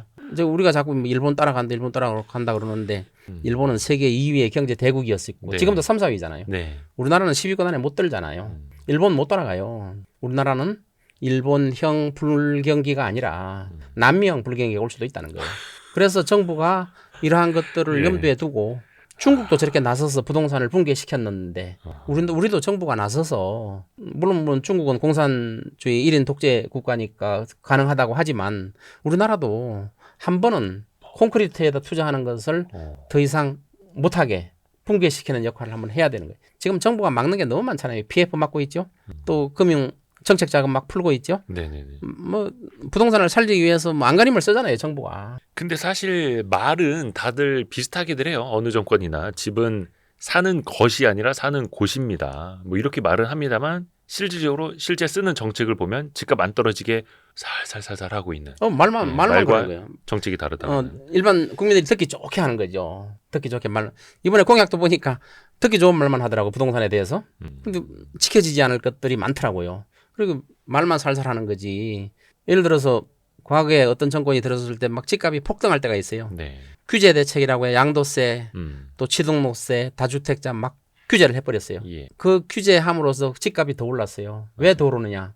보유세만 올리고 다른 걸 떨어뜨리면 안 오르게 돼 있는데 왜 양도세, 취등록세, 또 다주택자 중과 이런 걸 만들어 가지고 그게 전부 다 부동산 거래 가격의 정가가 돼 가지고 집값을 더 올리는 역할을 했어요. 이거를 저는 알면서 올렸는지 집값을 진짜 잡을 의지가 있었는지 저는 그걸 이해를 못 하겠어요. 그러니까 규제를 하는 척도 또 부양을 하는 척도 다 집값 올리는데 영향을 미치지 않느냐 이렇게 보고 있어요. 그럼 이제 집값을 결정짓는 몇 가지 요인에 대해서 한번 좀 여쭤볼게요. 일단 뭐 당연히 직장 그리고 뭐 교육, 교통 뭐 여러 가지가 있지 않습니까? 3대 요인으로 보면은 요거 한번 좀 여쭤볼게요. 인구가 급감하기 때문에 전체적인 시장이 좋지 않을 것이다라고 봤던 사람들이 결과론적으로 현재까지는 좀 틀린 것들이 많았습니다. 왜냐하면 인구가 줄더라도 지역에 따라서 완전히 양극화돼 버리기 그렇죠. 때문에 앞으로는 좀 어떻게 될 거라세요? 저는 인구가 줄면 지방은 더 안 좋아진다고 봐요. 당연히 지방은 인구가 줄면 줄수록 네. 지방이 살아날 가능성은 별로 없다는 거죠. 그래서 정책적으로 아주 획기적인 대책을 세우지 않는 이상, 뭐 수도를 이전한다든가, 네. 뭐 획기적인 대책을 내놓지 않는 이상은 지방이 인구가 줄면 줄수록 지방은 더 어려워지는 거예요. 인구가 늘면 늘수록 지방이 살아날 수 있는데 앞으로 인구가 준다고 그러잖아요. 네. 줄기 때문에 살아나기 힘들어요. 그래서 과거에는 인구가 막 상승하던 시기고 인구가 막 증가하던 시기고 또 소득 증가 막 개발기잖아요. 인플레이션은 당연한 거예요. 집값이 상승하는 건 너무나 당연한 거예요. 그래서 과거에 한 10년, 20년 전만 해도 그때는 부동산 투자에 대해서 아무런 지식이 없어도 그냥 사면 올랐어요. 네. 저도 그때 이제 대학에서 강의할 때 투자를 어떻게 하면 좋겠습니까 했을 때 네. 아무데나 땅이든 집이든 사면 오른다 이런 강의 한 기억이 나요. 왜냐하면 그때는 개발기예요. 개발기. 그리고 인플레이션은 당연한 거예요. 네. 무조건 집값은 오르게 돼 있는 상황이에요. 아하. 근데 지금 그게 끝났어요. 개발기도 끝나고 인구도 끝나고 또 소득 수준도 끝났어요. 그렇기 때문에 지금은 그런 걸 기대하기가 못하죠. 지금은 옛날하고 완전히 달라요. 사이클이 완전히 다른 거예요. 옛날 사이클은 올라갔다 내려왔다 하면서 지속적으로 오를 수밖에 없는 상황이고 그때는 투자에 대해서 컨설팅 하기가 너무 쉬웠어요. 그냥 아무데나 사면 돼요. 특히 서울 경기도 사도 되고 서울 사도 되고 지방 사도 되고 아무데나 사면 되는 거예요. 막 개발기니까. 그러나 지금은 그렇게 샀다가는 큰 낭패를 당할 수 있어요. 그렇기 때문에 지금 장기 저성장 국면에서는 집값이 오르리라고 기대해서는 안 돼요. 그리고 폭탄이 언제 터질지 몰라요. 이러한 폭탄이 터지면 우리나라 경기에도 엄청난 영향을 미치는 거기 때문에 그래서 정부가 그러한 폭탄을 안 터뜨리려고 안간힘을 쓰는 이유도 거기에 있는 거예요. 그런데 그거는 터지게 돼 있어요. 어느 정권에서 터지느냐가 문제. 그런 인구 구조의 변화에다가 다주택자에 대한 규제가 맞물리면서 더 양극화, 초양극화. 양극화는 어쩔 수 없는 한 측면이 될 수 있어요. 그러한 양극화를 해소할 수 있는 게 돈은 많이 미국 같은데 이제 기부금 엄청 내잖아요. 네. 엄청나게 내잖아요. 또 재산세 엄청나게 내잖아요. 그런 식으로 시스템을 만들어 놓고 양극화되는 건 괜찮아요. 근데 그렇지 않고 지금 보유세 우리나라 조금 내면서 무슨 양극화 하면은 당연히 일반 서민들은 그걸 받아들이지 않죠. 보유세를 엄청나게 내면서 고가의 주택에 살면 그러면 시비 걸 게 없는 거죠. 또 그 인구 구조로 놓고 보면 특히 이제 우리나라에서 집을 많이 갖고 있는 게 한 50대 이상 네. 이제 노년층 또 은퇴에 앞두신 분들 입장에서는 소득은 없고 노후 준비는 안 돼 있고 가진 건 집 한 채. 물론 주택연금이라는 좋은 제도가 있습니다만 이분들의 잠재 매물이라고 할까요? 그게 좀 시장을 많이 흔들 가능성도 좀 앞으로 있을까요? 그런 매물이 나올 수가 있죠. 이제 지금은 어떻게 보냐면 제가 아는 분들이 이제 이런 분들이 있어요. 은퇴하신 분들이 강남에 고가 아파트를 전세를 놓고 저 경기도 지방에 좀 싼 데 가서 또 네. 전세를 산단 말이에요. 그러면 여유 있게 살 수 있겠죠. 강남에 비싼 집을 전세 놓고 외곽으로 가면 여유 자금이 좀 생기잖아요. 그렇죠. 여유 있게 사는 분들이 있어요. 그런데 강남에 집을 안 팔고 가요. 그 이유는 뭐예요? 앞으로 집값이 계속 오를 거라고 예측을 하기 때문에 안 팔고 전세로 가는 거예요. 네. 그런데 집값이 앞으로 안 오를 거라고 생각된다면 강남 집을 팔고 가겠죠. 팔고. 그래서 그런 걸 예측하시는 분들은 팔고 가시는 분도 있어요. 그럼 팔고 가는 게 정답이라고 저는 봐요. 은퇴하시는 분들, 네. 앞으로 소득이 없는 분들은 갖고 있을 이유가 없잖아요.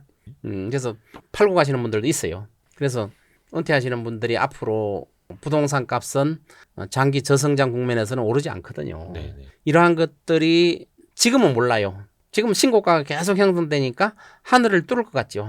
그러나 그거는 없어진다는 거죠. 그런 현상이 나타나기 시작하면 이제 강남에 있는 집을 팔고 은퇴하시는 분들은 지방으로 가겠죠. 지금은 전세를 놓고 지방으로 가는 분들이 더 많아요. 그래야 여유자금 그래도 갖고 있잖아요. 근데 집값이 떨어진다면 팔겠죠. 그러면 강남에 대한 매물도 많이 나오기 때문에 강남 집값도 떨어질 수밖에 없는 거지. 어차피 전반적인 집값은 과거처럼 그렇게 오르지 않게 되어 있어요. 전반적인 집값. 지금 우리나라는 사실상 뭐 경기 침체나 마찬가지예요. 뭐 지금 IMF나 뭐 그때하고 자영업자들의 삶이 큰 차이가 없어요 지금. 그러니까 침체가 온 거나 마찬가지인데 물가는 오른단 말이에요. 지금 침체는 오는데 물가가 오르는 그 이상한 현상이 나타나잖아요. 네. 이걸 갖다 스태그플레이션이라고 그러잖아요. 더 안 좋은 네. 현상이잖아요. 예. 이런 현상들이 굉장히 안 좋은 현상이기 때문에 지속될 수가 없다 이거죠. 부동산 값도 지속될 수가 없다. 그 서울을 두고 많이들 하는 이야기가 더 이상 집 지을 곳이 없다. 서울은 더 이상의 공급도 어렵기 때문에 아주 한정적인 자원 그게 곧 부동산이다. 그래서 인구 구조가 달라지더라도 고령화가 되더라도 이곳에 대한 수요는 최소한 공급보다는 더 뒷받침될 수밖에 없다. 이렇게들 이야기하거든요. 거기에 대해서는 어떻게? 공급이 자꾸 부족하다 그러는데 예. 그렇게 부족하지도 않아요. 서울 같은 데는 부족하지도 않아요. 강남 예를 들어 3구는 부족할 수가 있겠죠. 근데 서울시내 전체를 놓고 보면 부족하지가 않다고 저는 봐요. 아까 제가 우리나라 순자산을 가지고 있는 분들이 전체 가구의 1%라고 그랬잖아요. 22만 가구가 있잖아요. 22만 가구가 서울만 있는 게 아니라 전국에 있는 22만 가구라는 말이에요. 네. 그러면 그게 수요란 말이에요. 실질적으로 수요. 실제로는 그보다 더 적어요. 전 재산이 30억인데 30억짜리 못 사잖아요. 네. 그래서 그 1% 22만 가구가 수요인데 수요는 충분한 거예요. 공급을 늘 이유가 없어요. 공급을 늘 이유가. 서울 같은 데도 이제 지방에서 계속 몰려오면 공급이 필요하겠죠. 네. 공급이 필요할 거예요. 그런데 지금 같은 경우는 수요도 그렇게 많이 생기지도 않아요. 인구가 증가하고 소득이 증가해야 수요가 증가하는데 수요가 증가하는데 공급을 더 늘린다? 이거는 건설사의 논리예요. 개발을 해야 된다는 건 재개발 재건축을 활발하게 해야 된다. 또 재개발 재건축을 규제를 완화해야 된다. 이거 건설사의 개발업자의 논리예요. 네. 그래 이번에 대선 후보들도 재건축 재개발에 대한 규제를 완화하겠다 이렇게 공약을 하는 걸 봤어요. 네네네. 완화할 필요가 없어요. 완화할 필요가 없어요. 지금 서울에 이제 특히 강남 같은 데는 개발할 데가 없잖아요. 거의 그린벨트를 더 풀지 않는 이상은 개발할 데가 별로 없잖아요. 재개발 재건축뿐이 없잖아요. 네. 그래서 이걸 뭐 완화해야 된다 하는데 나중에 큰 재앙이 될 수도 있다는 거 완화시켜가지고. 이게 재앙이 될 수 있다라는 거는 재건축 재개발을 이제 완화해서 공급이 더 많이 늘어나면 집값이 더 빠르게 무너질 수도 있다 이런 취지일까요? 그런 것도 있지만 예.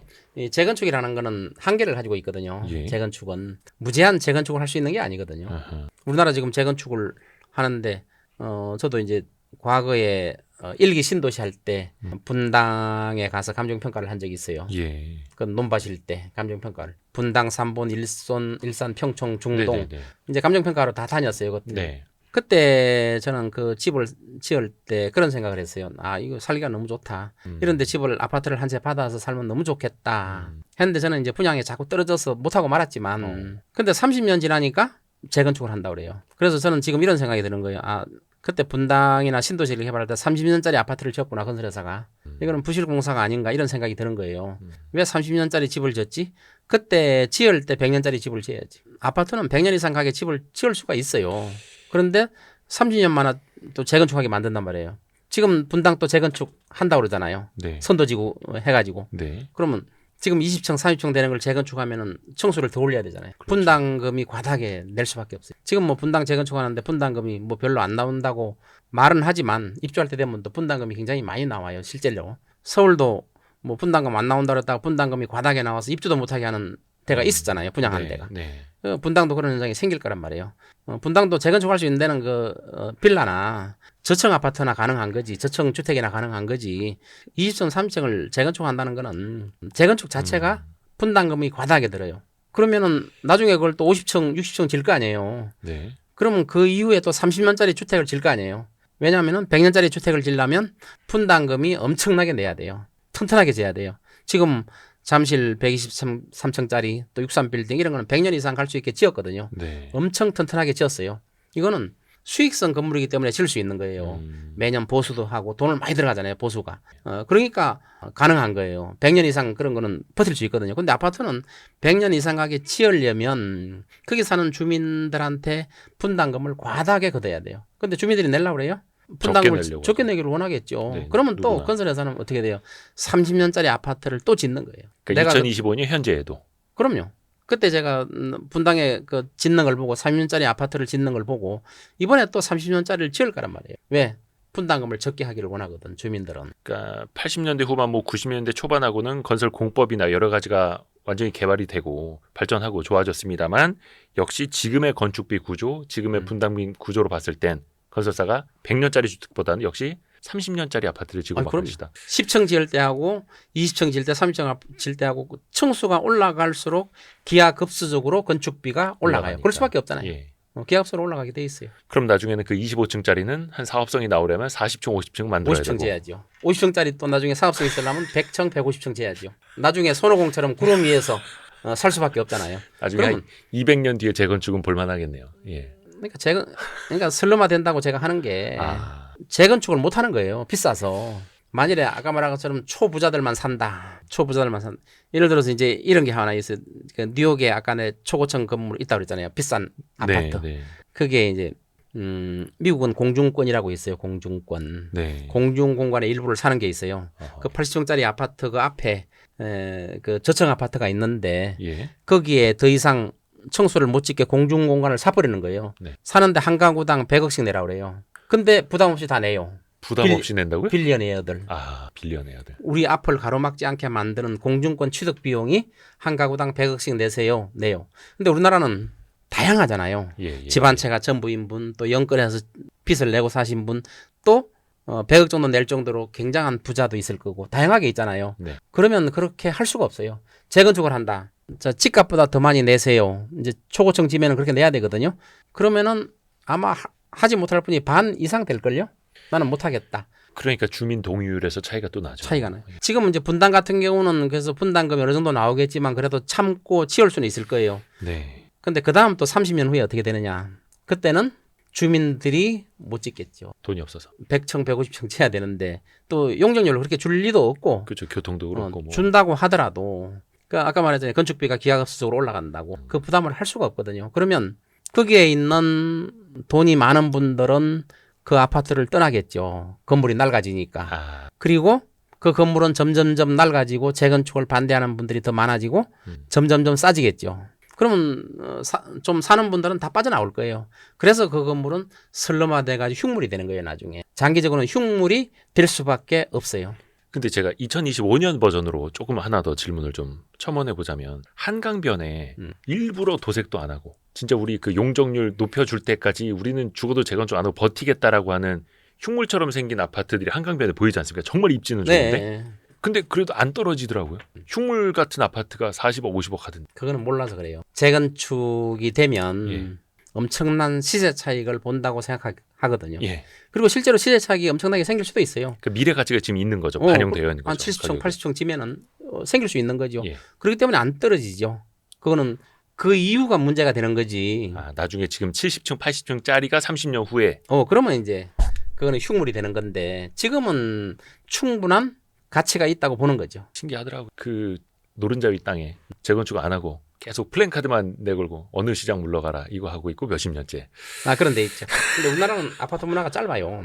우리나라 이제 해방 후에 최초로 생긴 아파트가 1958년에 생겼는데 그래 뭐 예. 70년도 안 되잖아요. 예. 58년에 종합 아파트가 5층짜리가 처음으로 생긴 거예요. 어. 그러니까 아파트 문화가 된 지 얼마 되지도 않는데 재건축은 벌써 2번 막 일어나고 있잖아요. 이게 말이 되는 거예요?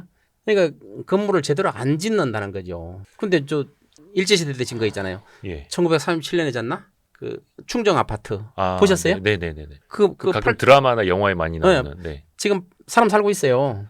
지금 88년 됐나? 37년이니까 88년 됐는데 아직도 사람이 살고 있어요. 그때는 이제 비교적 좀 튼튼하게 진 것 같아요. 그래서 지금도 살고. 그런데 해방 후에 우리가 뭐 신도시 이후부터 진 게 88년 동안 그 건물에 살고 있다면 그 주저앉았을 거예요. 그 정도로 뭐 해방 전에는 뭐 기술이 어땠는지 몰라도 튼튼하게 진 것들이 많이 있더라고요.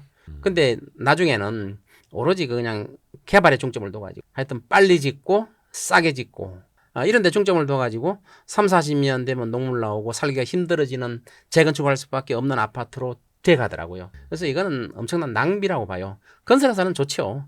건설회사는 30년이 아니라 10년마다 재건축하면 좋죠. 그러면 건설회사는 부흥을 하겠죠. 그런데 그거는 엄청난 낭비예요. 국가적으로도 낭비고. 그래서 지금 짓는 건 진짜 100년 이상 가는 아파트를 그렇게 지어야 지어야 돼요. 하는데 무조건 지어야 그러려면 또 건축비, 분담금이 또 높아지니 네. 아이고 이게 참 강남에도 어디선가 이제 풀어야 되는 문제네요. 60성 아파트가 지금 있잖아요. 60 몇 층인가 강남에도 아주 고급 아파트가 있잖아요. 예. 자, 그 아파트를 이제 재건축하려면 이제 앞이 캄캄한 거예요. 그게 이제 그 평수가 큰 것들이 많거든요. 예. 60평 아파트다. 그 평수의 한 10% 정도가 땅 지분이에요. 네. 예를 들어서 내가 거기 그 60층 아파트에 60평을 갖고 있다. 그럼 땅 지분이 몇 평이에요? 6평 갖고 있는 거예요. 6평. 만일에 그 건물이 나중에 낡아서 다 무너지면 60평 갖고 있는 사람은 6평 땅에 텐트 치고 사는 거예요. 6평. 근데 재건축을 해야 되잖아요, 그러면. 네. 그럼 재건축을 하려면 지금 60층 질 수가 없잖아요. 물론 거기에 있는 분들이 어마어마한 돈을 갖고 있는 분들만 있다면 큰 돈을 들여서 재건축할 수 있어요. 그런데 그런 분들만 있는 게 아니거든요. 집 한 채가 전부 있는 분들도 있잖아요. 그렇기 때문에 그런 경우는 재건축이 굉장히 저는 어려울 것이다. 전체가 찬성하면 가능해요. 그 정도 부담은 다 낼 수 있다. 하면은 가능한데 그 정도 부담을 낼 수 없는 분들이 저는 많다고 봐요. 근데 또 그분들 입장에서 보면 지금 그 아파트가 60층짜리가 한 30년 됐나요? 예, 한 3년 됐죠. 근데 이 아파트는 앞으로 한 50년, 60년 살아도 문제 없을 것 같은데 또 그렇게 생각하실 수도 있을 텐데. 아니요, 그거는 주상복합이기 때문에 예. 튼튼하게 졌어요. 어. 제가 보기에는 70년, 80년은 갈 거라고 봐요. 그거는 튼튼하게 졌어요. 무슨 팰리스 하는 막 그런데요. 예, 뭐 하여튼 주상복합은 원래 지을 때 건축비가 많이 들고 튼튼하게 져요.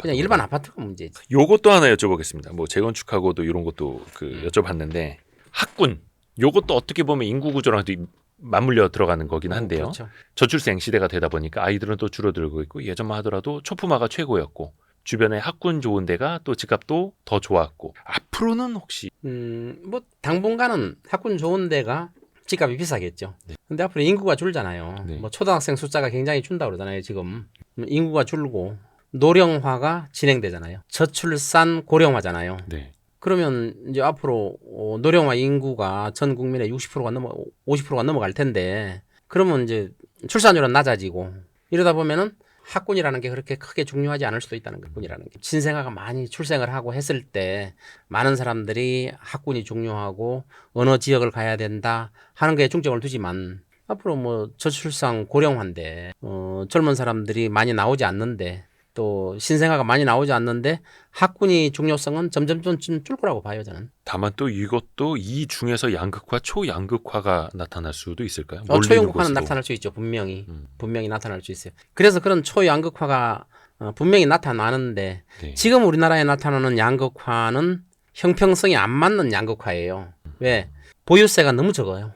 보유세가 선진국처럼 우리가 종합부동산세 이런 거 하지 말고 이거는 징벌적 과세예요. 그런 거 할 필요 없어요. 네네네. 재산세 자체를 높여야 돼요. 재산세를 상당히 높이면 양극화가 되든 초양극화가 되든 뭐 강남의 어떤 특정 지역의 아파트가 뭐 한 채에 100억에 거래되든 1000억에 거래되든 일반 국민들은 상실감을 크게 안 느껴요. 왜냐하면 그분들은 엄청난 보유세를 내기 때문에 그렇죠. 그 말씀하신 거는 미국처럼 그러니까 종부세 개념이 아니라 보유세인데 내 취득가에 비례한 보유세. 그렇게 할 수도 있죠. 네네네. 캘리포니아 그건 캘리포니아 한정되는 거죠. 캘리포니아처럼 취득 가격을 기준으로 하는 거. 그러니까 미국에 50개 주가 있어. 그러니까 우리나라가 이제 미국의 제도를 받아들인다 할 때 잘못하면 미국은 너무 커요. 우리나라 땅의 100배 되거든요. 너무 크기 때문에 잘못하면 코끼리 다리 만지기식이에요. 그래서 각 주에 좋은 것만 따오는 거예요. 캘리포니아 취득 가격을 기준으로 한다. 얼마나 좋은 제도예요. 네. 그러면 가급적 주택을 오래 갖고 있으려고 그럴 거 아니에요. 예. 갈수록 세금이 줄어드니까. 아무리 재산세를 높게 한다고 하더라도.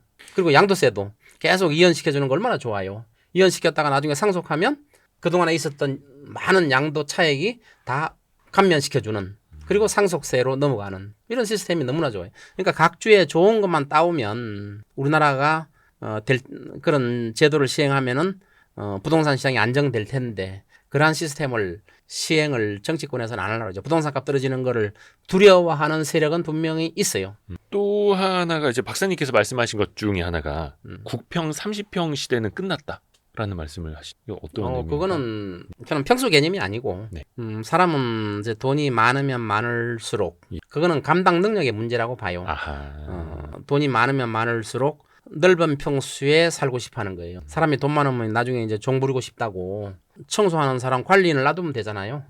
지금 혼자 살면서 100평에 사는 분도 있잖아요. 우리나라에 보면은 네. 혼자 살면서. 그러니까 가족이 살든 혼자 살든 평수는 크면 클수록 좋은 거예요. 감당 능력이 어떻게 되느냐에 따라 달려 있는 거죠. 근데 4인 가족이 살 때 그동안에 우리가 30평형이 국민평형이라고 그러잖아요. 예. 가장 그 한 가족이 살기가 좋다 해가지고 국민평이라고 그러잖아요. 그거는 일반적인 상황이고 돈을 많이 벌면 많이 벌수록 넓은 집에 살고 싶은 거예요. 지금 미국에 집이 큰 게 많으니까 네. 보니까 1에이커짜리들이 주택이 많아요. 1에이커면은 한 3,000평 넘죠. 집이 3,000평이에요? 주택이. 마당까지 다 해서요. 네, 3,000평이면 마당이라고 하기도 좀 뭐한데 예, 운동장까지. 운동장도 있고 또 5년 전인가 비버릴스의 벨레어라고 있거든요. 비버릴스보다 더 부자 동네. 네. 거기에는 그때도 이제 그것도 한 2천억 넘게 팔린 게 있죠. 단독 주택인데. 근데 그 안에는 동물원도 있죠. 그때 신문 재벌이 그때 젊은 사람이 사는 걸 봤는데 네. 어마어마하게 크죠. 동물원도 있고 그거는 1에이커 정도가 아니라 굉장히 넓어요. 거기에 몇 명이 사느냐? 2식구 살아요. 부부 둘이. 관리인은 수십 명 있어요. 수십 명. 동물 밥도 줘야 되니까. 그때 우리나라에도 아마 언론에 났을 거예요. 그 주택이 팔렸는데 예. 그 주택을 사면 헬기를 끼워주고 헬기를 끼워주고 그다음에 거기에 있는 그 종업원들 집을 관리하면 한 종업원 있잖아요. 네. 종업원 50명을 그대로 인계해 준다는 조건으로 집을 팔아서 팔렸어요. 근데 그거는 진짜 거래도 드물고 살 수 있는 사람도 엄청 제한적이고. 엄청 제한적이죠. 예. 이제 예를 들면 그런 게 있다는 거죠. 네네네. 예를 들면 그러니까 두시고 살면서 그렇게 넓은 게 뭐가 필요하냐 그러는데 감당 능력이 있으면 우리 이대호 대표께서 네. 내가 1조가 있다. 30평 아파트 살고 싶겠어요? 아유, 그럼 이제 서동기 박사님 찾아가서 이제 LA에 집 좀 알아봐달라고 엄청 넓은 해야죠. 거 사겠죠. 네. 엄청 넓은 거. 그럼요. 또 10조 있다면 어떻게 되겠어요? 더 넓은 또 집. 100조 있다면 동물원을 해야 돼. 그 관리는 두고 살겠죠. 그러니까 몇 평형이 기준이다 하는 거는 보편적인 시각을 저는 말한 거예요. 일반적으로 통상적으로 30평 아파트가 이제 그 국민평형으로 좋은데 이제 앞으로 갈수록 식구가 주니까 이제 다 결혼해서 나가면 두 식구 살잖아요. 네. 두 식구만 20평형이면 25평이면 충분하겠다. 이런 개념으로 이야기한 거고 이거는 감당 능력. 그 사람이 돈이 얼마나 있느냐, 자산이 얼마나 있느냐에 따라서 넓으면 넓을수록 좋다고. 사람의 욕심은 한이 그렇죠. 없거든요. 넓으면 넓을수록 좋은 거예요. 그러니까 아마 보시는 분들도 내가 예를 들어서 한 500억, 1000억 부자 되는데 난 죽어도 34평에 살 거야라고 생각하시는 그렇게 분들은 주장하는 분도 있겠죠. 특이한 분들도 있어요, 그러니까. 물론. 계실까요? 근데 이게 예전에 그 팬데믹 전까지만 하더라도 이제 앞으로 인구 구조 때문에 노령화 때문에 소형 평형이 뜬다. 아니다. 그래도 대형 평형이 뜰 것이다. 이 논쟁이 되게 많았더라고요. 근데 팬데믹 그러니까 사람들 못 만나고 집에만 거주해야 되는 그런 시간을 거치다 보니까 그냥 대형 평형으로 사람들의 심리는 다 이동을 한 것 같더라고요. 네, 이동을 하고. 그다음에 그거는 이제 감당 능력이 주로 있는 거고. 과거에 이제 대형평형이 인기 없을 때는 대형평형을 적게 지었어요. 적게 지었. 네. 그럼 시간이 지나면 대형평형 값이 또 오른단 말이에요. 공급이 없으니. 그럼 대형평형을 또 많이 짓겠죠. 소형평형을 적게 짓잖아요. 그럼 소형평형이 또 인기가 있어가지고 또 값이 비싸지겠죠. 그러니까 이런 수요 공급의 문제지 어느 평수에 사느냐 하는 거는 예를 뭐 4인 가족은 30평이 적당하다 이렇게 볼 수 있겠죠. 보통은. 네네. 통상적으로 말할 때는 그렇게 말하는 거죠. 그래서 이제 국평이라는 건데 네, 국민평형이라고 이거는 우리가 부르고 있죠. 나중에 감당 능력의 차이가 선호도에서 날 수밖에 네, 없다. 감당 능력. 내가 돈을 더 많이 벌고 더 많은 자산을 가지고 있으면 네. 거기에 맞게 살고 싶은 거죠. 그 상가하고 좀 요거 좀 여쭤봐야 되는데 이게 아까 우리나라 경기도 좀 안 좋다고 네, 경기가 네, 너무 안 그렇죠. 좋다고 말씀드렸습니다만 지금 그 직격탄이 상업용 부동산부터 맡고 있지 않습니까? 네. 물론 소비 패턴이 온라인으로 간 것도 있고 하겠습니다만 이게 단기간에 끝날 것 같지는 않으시나요? 상업용은 경기와 밀접한 관계를 가지고 있거든요. 우리나라는 지금 침체가 온 거나 마찬가지예요. 예. 침체가 왔다고 봐요, 저는 우리나라에. 이 침체를 어떻게 헤쳐나갈 거냐만 남아있는데, 네. 지금 뭐 강남의 초고가 아파트 신고가가 형성된다. 이런 기사 내보낼 때가 아니에요. 지금 침체기가 왔어요. 네네네. 왔고, 침체의 가장 큰 전조증상이 상업용 부동산의 몰락이에요. 미국은 이미 오피스 빌딩이 몰락했죠. 뭐 반값, 반의 반값 이렇게 거래 시가가 나와 있어요, 지금 네. 미국에. 최근에 그 LA 다운타운에 52층짜리 빌딩이 하나 있는데 우리나라 자산운용사에서 살라고 그랬어요. 3분의 1 가격으로. 거래가 진행되다가 거래가 중단돼 안 샀어요. 3분의 1 가격으로 사서 내가 저걸 가치가 있느냐 해서 중단시켰어요. 3분의 1 가격인데요? 3분의 1 가격으로. 그 52층짜리 빌딩이 예. 그 정도로 지금 상업용 부동산이 안 좋거든요. 우리나라도 되게 안 좋아요. 우리나라도 강남 같은 데는 공실이 상당히 많잖아요. 공실이 많고 어떤 데는 막 공실이 반 정도 있는 데도 있잖아요. 상가가. 네네. 또 아파트 상가 같은 경우는 뭐 공실이 되게 많아요. 상상을 초월해요. 예. 막 임대 막 써붙여놨잖아요. 그만큼 경기가 너무 안 좋아요. 물론 경기가 안 좋은 거는 안 좋은 것도 있지만은 또 온라인 시대 예. 전부 다 그냥 아마존이나 이런 거 발달해가지고 그냥 온라인으로 주문해버리잖아요. 이제 그런 것도 영향을 미치지만 경기가 안 좋은 것도 큰 영향을 미치거든요. 그래서 경기는 지금 너무 안 좋아요. 경기 침체 상태예요. 더군다나 아직 경기 침체가 완전히 오진 않았지만 경기 침체가 본격적으로 오면 예를 들어서 관세 영향이 좀 본격적으로 된다. 또 관세를 수단으로 삼아서 환율을 우리나라 조정을 하려고 한다. 우리나라 환율을 갖다가 조정하려고 한다. 이러면은 우리나라는 엄청나게 어려워지겠죠. 더. 그러면 본격적인 경기 침체가 시작될 거고 저는 이러한 것들은 지금 트럼프 행정부가 시도하고 있는 미국을 부강하게 만들고 싶어 하는 그리고 우리가 왜 외국에다가 군대에다 돈을 많이 쓰느냐. 뭐 미군도 좀 철수해서 돈을 좀 아끼자. 아니면 그 나라가 다 부담하든가 뭐 이런 식으로 나오고 있잖아요, 지금. 네네. 그 미국을 부강하게 만들려는 거거든요. 헛돈을 쓰지 않겠다. 뭐 과거에는 뭐 돈이 많이 들더라도 미국은 세계 최강국으로서 군사 강국으로서 세계를 지키는 경찰이 되겠다 해가지고 미국에서 많은 예산을 써서 미군을 파견한 거 아니에요, 각 나라에다가. 네. 근데 지금은 걷어들이겠다 하는 거 하고 그다음에 관세를 통해 가지고 환율을 조정하겠다. 과거에 그 플라자 합의처럼 환율을 조정하겠다. 이런 그렇게 할지는 모르겠어요. 그렇게 하면은 뭐 세계 경제는 거들나는 거죠. 우리나라는 뭐 말할 것도 없고 세계 경제는 거들나는 거예요. 그런 의도가 있는지 없는지는 모르지만 그쪽으로 가고 있어요, 지금. 환율을 조정할 가능성이 되게 많아요. 아까 말씀드렸잖아요. 환율은 적정한 환율이 좋은 거지. 예를 들어서 우리나라 환율이 지금 경제 규모에 비하면 한 1,100원, 1,200원 요때 이게 제일 좋아요. 네. 그거보다 높거나 그거보다 낮아도 굉장히 안 좋은 거예요, 우리나라 경제에. 근데 그걸 낮추려고 하거든요, 우리나라. 그러니까 원화 가치를 상승시키려고 하는 그런 움직임. 과거의 플라자 합의 같은 그런 의도가 있지 않느냐. 의도는 확실히 드러나지는 않았어요. 그러나 관세를 통해서 협상을 할 때 그 환율을 조정하려고 하지 않느냐 이런 의심이 자꾸 들어요. 근데 진짜 트럼프 행정부가 그렇게 나간다면 우리나라 경제는 장기 침체의 늪으로 빠질 수밖에. 특히 상업용 부동산. 상업용 부동산. 지금도 안 좋은데. 지금도 안 좋은데 더 안 좋죠. 이제 주택은 사람이 사는 데니까 경기가 안 좋아져도 늦게 떨어져요. 근데 침체가 장기화되면 떨어질 수밖에 없어요. 근데 상업용은 적극적으로 나타나잖아요. 경기에 민감하잖아요. 금리만 올라도 상업용 부동산은 바로 영향을 받잖아요. 통상적으로 우리가 이제 금리가 1% 오르면 부동산 값은 10% 떨어진다고 봐요. 10배 정도 떨어지는 거죠. 금리가 1% 내리면 부동산 값은 10% 오른다고 봐요. 네. 그러니까 10배 정도 차이가 보통 나요. 네. 그렇기 때문에 한국은행에서도 금리를 자꾸 내리려고 하는 게 부동산 값이 폭락하는 걸 막기 위한 효과도 있는 거예요.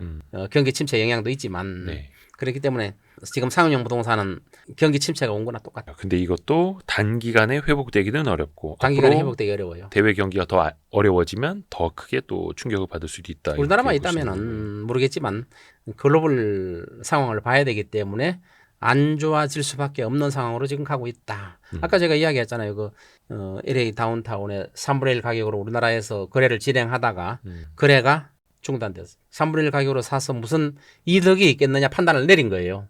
그러면 4분의 1 가격으로 또 나오겠잖아요. 실제로 4분의 1 가격으로 팔린 애도 있어요. 샌프란시스코 빌딩 같은 경우는. 그만큼 상업용 경기가 안 좋은 거예요. 그래서 트럼프 행정부는 상업용 부동산을 살리기 위해서 막 금리를 자꾸 내리고 싶어 하잖아요. 네네. 근데 연준이 말을 안 듣잖아요. 금리를 내려라 하는데 말을 안 듣잖아요. 그래서 금리를 대폭 내리고 싶어 하는 거예요. 그런 상업용 부동산이 다 죽어가니까. 근데 미국은 뭐 3분의 1, 4분의 1 가격이라도 상업용 부동산 이제 팔긴 파는데 우리나라는 거의 경매로 넘어가지 않는 이상 임대료 이제 비워놓을지언정 임대료는 깎아주질 않고 왜냐하면 그게 또 건물의 가치를 또 좌우한다고 하니까 약간 그런 측면이 좀 있지 않나요? 경기가 자꾸 악화되는 게 그거예요. 임대료가 올라가니까 장사하는 사람들이 수익이 안 남아요. 예. 그럼 자영업자들이 어려워지잖아요. 예. 임대하는 사람들이. 네. 그럼 임대료를 내려야 되잖아요. 건물값이 내리면. 그렇죠. 그 임대료를 안 내리는 거예요. 임대료를 안 내려. 임대료를 자꾸 내리면은 건물값도 다운되고 또 대출 받기가 어려워지니까 임대료를 내리지 않는 거예요. 임대료를 안 내리니까 자영업자들은 자꾸 어려워지죠. 임대료를 내리면 자영업자들은 숨통이 좀 트이잖아요. 네. 금리가 높아도. 근데 임대료를 안 내리니까 자영업자들은 더 어려워지고 경기 침체의 골은 자꾸 어려워지고 상업용 부동산이 더 안 좋아지는 거예요. 그러니까 건물주들이 판단을 잘해야 돼요. 그 임대료를 내려서 건물값이 떨어지더라도 내려서 자영업자들이 들어오게 해야지. 장사를 할 수 있게 해야지. 그걸 갖다가 임대료를 안 내리고 갖고 있다가는 전반적인 경기 침체가 나타나면 건물값은 더 주저앉을 수 있다는 거죠. 조금 더 유연하게 시장 유연하게 원리를 따라가야 하는데 지금 뭐 강남의 빌딩 같은 경우 잘 안 팔려요. 값을 잘 안 내리거든요. 네. 근데 은밀하게 내려요. 은밀하게요. 은밀하게. 저한테도 뭐 한 상당 부분 깎아서 좀 팔아달라 하는 분들이 있어요. 빌딩들이. 말로는 300억이라 하고 그렇죠. 뒤로는 얼마까지 이 정도 오면 내가 팔겠다. 이런 분들이 있어요. 비밀을 지켜달라. 예. 이런 분들이 있어요. 그런데 아직도 앞에서는 이제 폼이죠. 나는 이 빌딩은 800억짜리 빌딩이야. 안 팔아. 800억 이하는. 이러면서도 대출을 안 받은 분들은 괜찮은데 대출이 있는 분들은 금리 부담이 굉장히 세잖아요. 또 공실이 생기기 시작하잖아요. 그렇죠. 그러면 부담이 엄청나게 되기 때문에 팔 수밖에 없잖아요. 그럼 싸게라도 팔 수밖에 없고. 뭐 강남에 보면 어떤 연예인 보면은 뭐 30억 남기고 팔았다. 네네네. 이런 말들이 있잖아요. 네. 근데 그거 들어보면은 손해보고 판 거예요. 그 사람이 그동안에 낸 취등록세, 재산세, 또 공실로 인한 임대료 손실 다 따지면 손해보고 판 건데도 불구하고 그걸 분석을 해보면 손해봤어요. 근데 신문에는 산 금액과 판 금액만 비교하니까 한 2, 30억 남았다. 이렇게 보고 있는 거예요. 근데 실제로 뜯어보면 그게 아닐 수도 뜯어보면은 있고. 손해보고 판 거예요.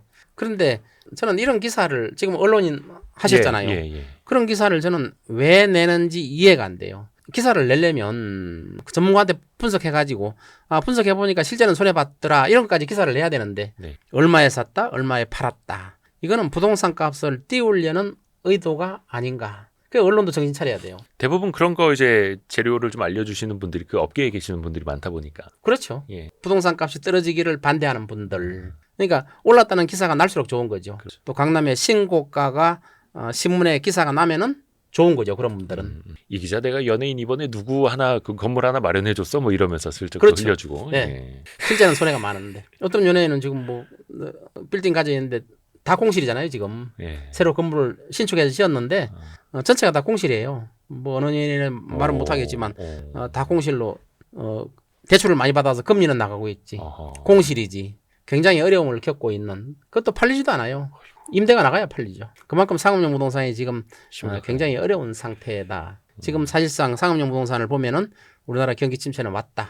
이렇게 보고 있습니다. 그 세종시 사례 좀 여쭤보고 싶은데요. 세종시는 이제 한참 집값 조정 크게 받다가 거기는 인구가 늘어나는데도 조정을 좀 많이 받다가 뭐 그 전에 물론 많이 올랐던 건 있습니다만 최근에 행정수도 아니면 최소한 대통령 집무실 혹은 이제 국회 본원까지 이전하는 거 뭐 3대 후보가 다 똑같이 공약을 하더라고요. 그러면서 세종시 집값이 많이 최근에 올랐다고 하는데 일단 그거의 실현 가능성이나 거기에 맞춰서 세종시의 부동산 집값이 이제 많이 오르고 있는 이 현상은 어떻게 보세요? 뭐 그렇게 이전한다면 예. 실질적으로 세종시 집값이 오를 수 있는데 네. 과연 실현 가능하겠느냐 저는 이렇게 봐요. 저는 국회까지 다 옮겨야 돼. 근데 국회를 옮기면 잘못하면 서울 집값이 더 오를 수도 있어요. 그 정치인들이 서울을 오염시켰는데 네. 그 오염된 정치인들이 지방으로 가버리면 서울은 맑아지잖아요. 그러니까 서울 집값이 더 오를 무슨 수도 있어요. 말씀이실까 오히려. 했네. 네. 그 오염된 사람들이 다 저 세종시로 옮겨놔버리면 지방으로 몰아버리면 여의도가 얼마나 깨끗해지겠어요. 여의도 집값 엄청 오를 거예요. 이건 농담이고. 예, 농담이신 걸로. 물론 만약에 이제 이전을 하면은 국회 본원은 뭐 이제 국민에게 돌려준다 뭐 이런 식으로만 이야기하더라고요. 그럼요. 예. 그러면 이제 진짜로 그 이제 공약들을 여러 가지를 봤는데 진짜로 옮긴다면 네. 대통령실까지 다 옮겨야 되겠죠. 옮기면은 세종시가 뜰 수 있겠죠. 그것 때문에 이제 세종시가 좀 들썩들썩한다 하는데 그러한 공약이 지켜지기 위해서는 서울에 있는 많은 세력들 있잖아요. 서울이 부동산을 가지고 있는 많은 세력들 그 세력들이 반대를 할 거예요. 반대를 한다고 뭐 내가 대통령인데 못하냐? 꼭 그렇지는 않잖아요. 아까 말한 것처럼 우리나라는 카르텔이라는 게 있어요. 거대한 건설 카르텔도 있고 네. 또 부자들도 있고 또 공무원, 고위공무원 집단들이 또 있잖아요. 네. 서울에 주택을 가지고 있는 고위공무원 집단도 있을 거예요. 그런 데서 반대가 많이 나오겠죠. 그러니까 옮기기가 쉽지는 않아요. 대통령의 의지만으로 옮길 수 있다. 꼭 그렇지는 않은 것 같아요. 그걸 우리가 2005년이었나요? 노무현 정부 때 목도를 했고 당시에는 이제 위헌까지 결정이 났는데 물론 이제 20년 후에는 어떤 방식이 될지는 모르겠습니다만 또 당시랑은 또 여론이 좀 많이 바뀌었더라고요. 많이 바뀌었죠. 사실은 노무현 정부 때 그때 원칙대로 옮겨버렸으면 네. 물론 뭐 거기에 대한 논란은 많았지만 옮겨버렸으면 됐는데 그 카르텔이라는 게 있잖아요. 옮겨가지고는 서울이 조금 집값이 떨어지는데 서울의 상권이 좀 약화되는데 이렇게 생각하는 사람들이 분명히 있잖아요. 네. 그래서 거대한 반대 세력에 부닥쳐가지고 결국은 실현을 못했는데 이번에 과연 실현할 수 있을 것이냐 저는 상당히 불투명하다고 옮기는. 또 하더라도 또 시간은 되게 오래 걸리는 시간이 엄청 오래 걸리겠죠. 서울 부동산 값을 어떤 경우든 떨어뜨리는 정책을 하려면 혁명적인 정책이 필요하다. 이렇게 봐요. 그건 이제 앞부분에 많이 또 강조를 해주셨으니까요. 벌써 시간이 많이 지나가지고 끝내기 전에 그래도 뭐 집은 누구나 우리가 실수요 측면에서는 또 필요한 거고 의식주 중에 가장 또 중요한 것이기도 하고 내 집 마련을 좀 고민하시는 분 혹은 갈아타기를 고민하시는 분에게 물론 이걸 다 한마디로 이야기할 수는 없겠습니다. 어떤 좀 마지막 조언을 굉장히 해주실 어려운 수 있을까요? 문제죠. 저는 이렇게 생각해요. 감당 능력이 있으면 살아. 감당 능력이 있으면 집이라는 걸 그 투자의 대상으로 삼지 말고 네. 내가 이 집을 가지고 앞으로 돈 벌겠다 이런 생각을 갖지 말고 아하. 내가 가지고 있는 돈에 맞는 감당 능력이 있는 지역이 있잖아요. 네. 그 집은 저는 사는 게 상당히 좋다고 봐요. 집은 주거의 안정성이 굉장히 중요하거든요. 예. 내가 집 한 채를 가지고 있으면 사회생활 하는데 직장생활 하는데 굉장히 안정감을 가지거든요. 네. 근데 집이 없고 월세 살면은 또 전세 살면은 집은 언제 장만하지 이런 고민 때문에 항상 머리가 한쪽이 아픈 경우가 네. 생겨요. 그러니까 집을 하나 장만한다는 거는 거주의 안전성 면에서도 굉장히 저는 좋다고 봐요. 저도 맨 처음에 이제 직장 생활을 시작할 때 30대 때 서울에 집을 한 채 샀는데 그 머리가 맑아지더라고요. 앞으로 집 걱정은 안 한다. 이제 한 채 샀으니까 집 걱정 안 한다. 예. 그리고 이제 사회생활 하는데 굉장히 도움이 되더라고요. 그러니까 지금도 마찬가지예요. 젊은 분들이 집을 살 때 자기가 감당 능력이 되는 그 돈에 맞게 돈이 없는데 무리하게 그 비싼 동네로 갈 수가 없잖아요. 그리고 앞으로도 가기가 만일에 힘들다면 지금 받는 월급 가지고 뭐 20년, 30년 모아도 못 가는 동네가 있잖아요. 네. 못 간다면은 내 감당 능력이 있는데 주택을 마련해서 거주의 안전성을 갖는 게 저는 중요하다고 봐요. 그러니까 감당 능력이 저는 굉장히 중요하다고 봐요. 내가 어디에 내가 지금 가지고 있는 돈이 이 정도면 어디에 집을 살 수 있느냐. 집을 한 채 다만 무리한 대출은 피해야 되겠죠. 무리한 대출을 받으면 안 되고 내가 감당 능력이 있는데 어디 사야 되느냐 이런 걸 따져봐야 될 것 같아요. 이게 그 감당 능력이라고 해도 뭐 다 현찰로 살 수 있는 사람은 거의 없을 테니까. 거의 없죠. 대출은 어느 정도 받아야죠. 그러니까 DSR이 그래서 한 40%라는 규제가 있는 건데 그 안에라면은 이게 감당 능력이 있는 거라고 보면은 될까요? 그럼요. 대출은 어느 정도 받지 않고 그냥 캐시로 살 수 있는 젊은 분들은 없을 거예요. 그러니까 어느 정도 있잖아요. 무리한 대출을 받지 말라 이거. 그 대출은 그래요. 내가 매달 갚아갈 수 있는 이자가 어느 정도 되느냐를 감안해서 내 소득 기준으로 이걸 갚는데 힘들지 않느냐 이걸 감안해야 돼요. 힘들지 않는 범위 내에서 대출을 받아서 사는 거는 저는 좋다고 봐요. 집을 앞으로 투자의 대상이나 뭐 오름의 대상, 뭐 오르고 떨어지고에 관심을 가지지 않고 내 집을 한 채를 가지고 있다는 거는 굉장히 사회 생활을 하는데 안정감을 가지고 있기 때문에 감당 능력이 있는 범위 내에서 사야 된다. 저는 이렇게 보고 있습니다. 집값의 전망을 떠나서 주거 안정성 전망을 측면에서. 떠나서. 네. 와, 오늘 저희 서동기 박사님 처음으로 모셨는데요. 진짜 깊이 있는 이야기 다양하게 많이 들었습니다. 너무 감사드립니다. 네, 감사합니다. 고맙습니다, 박사님. 감사합니다. 아유.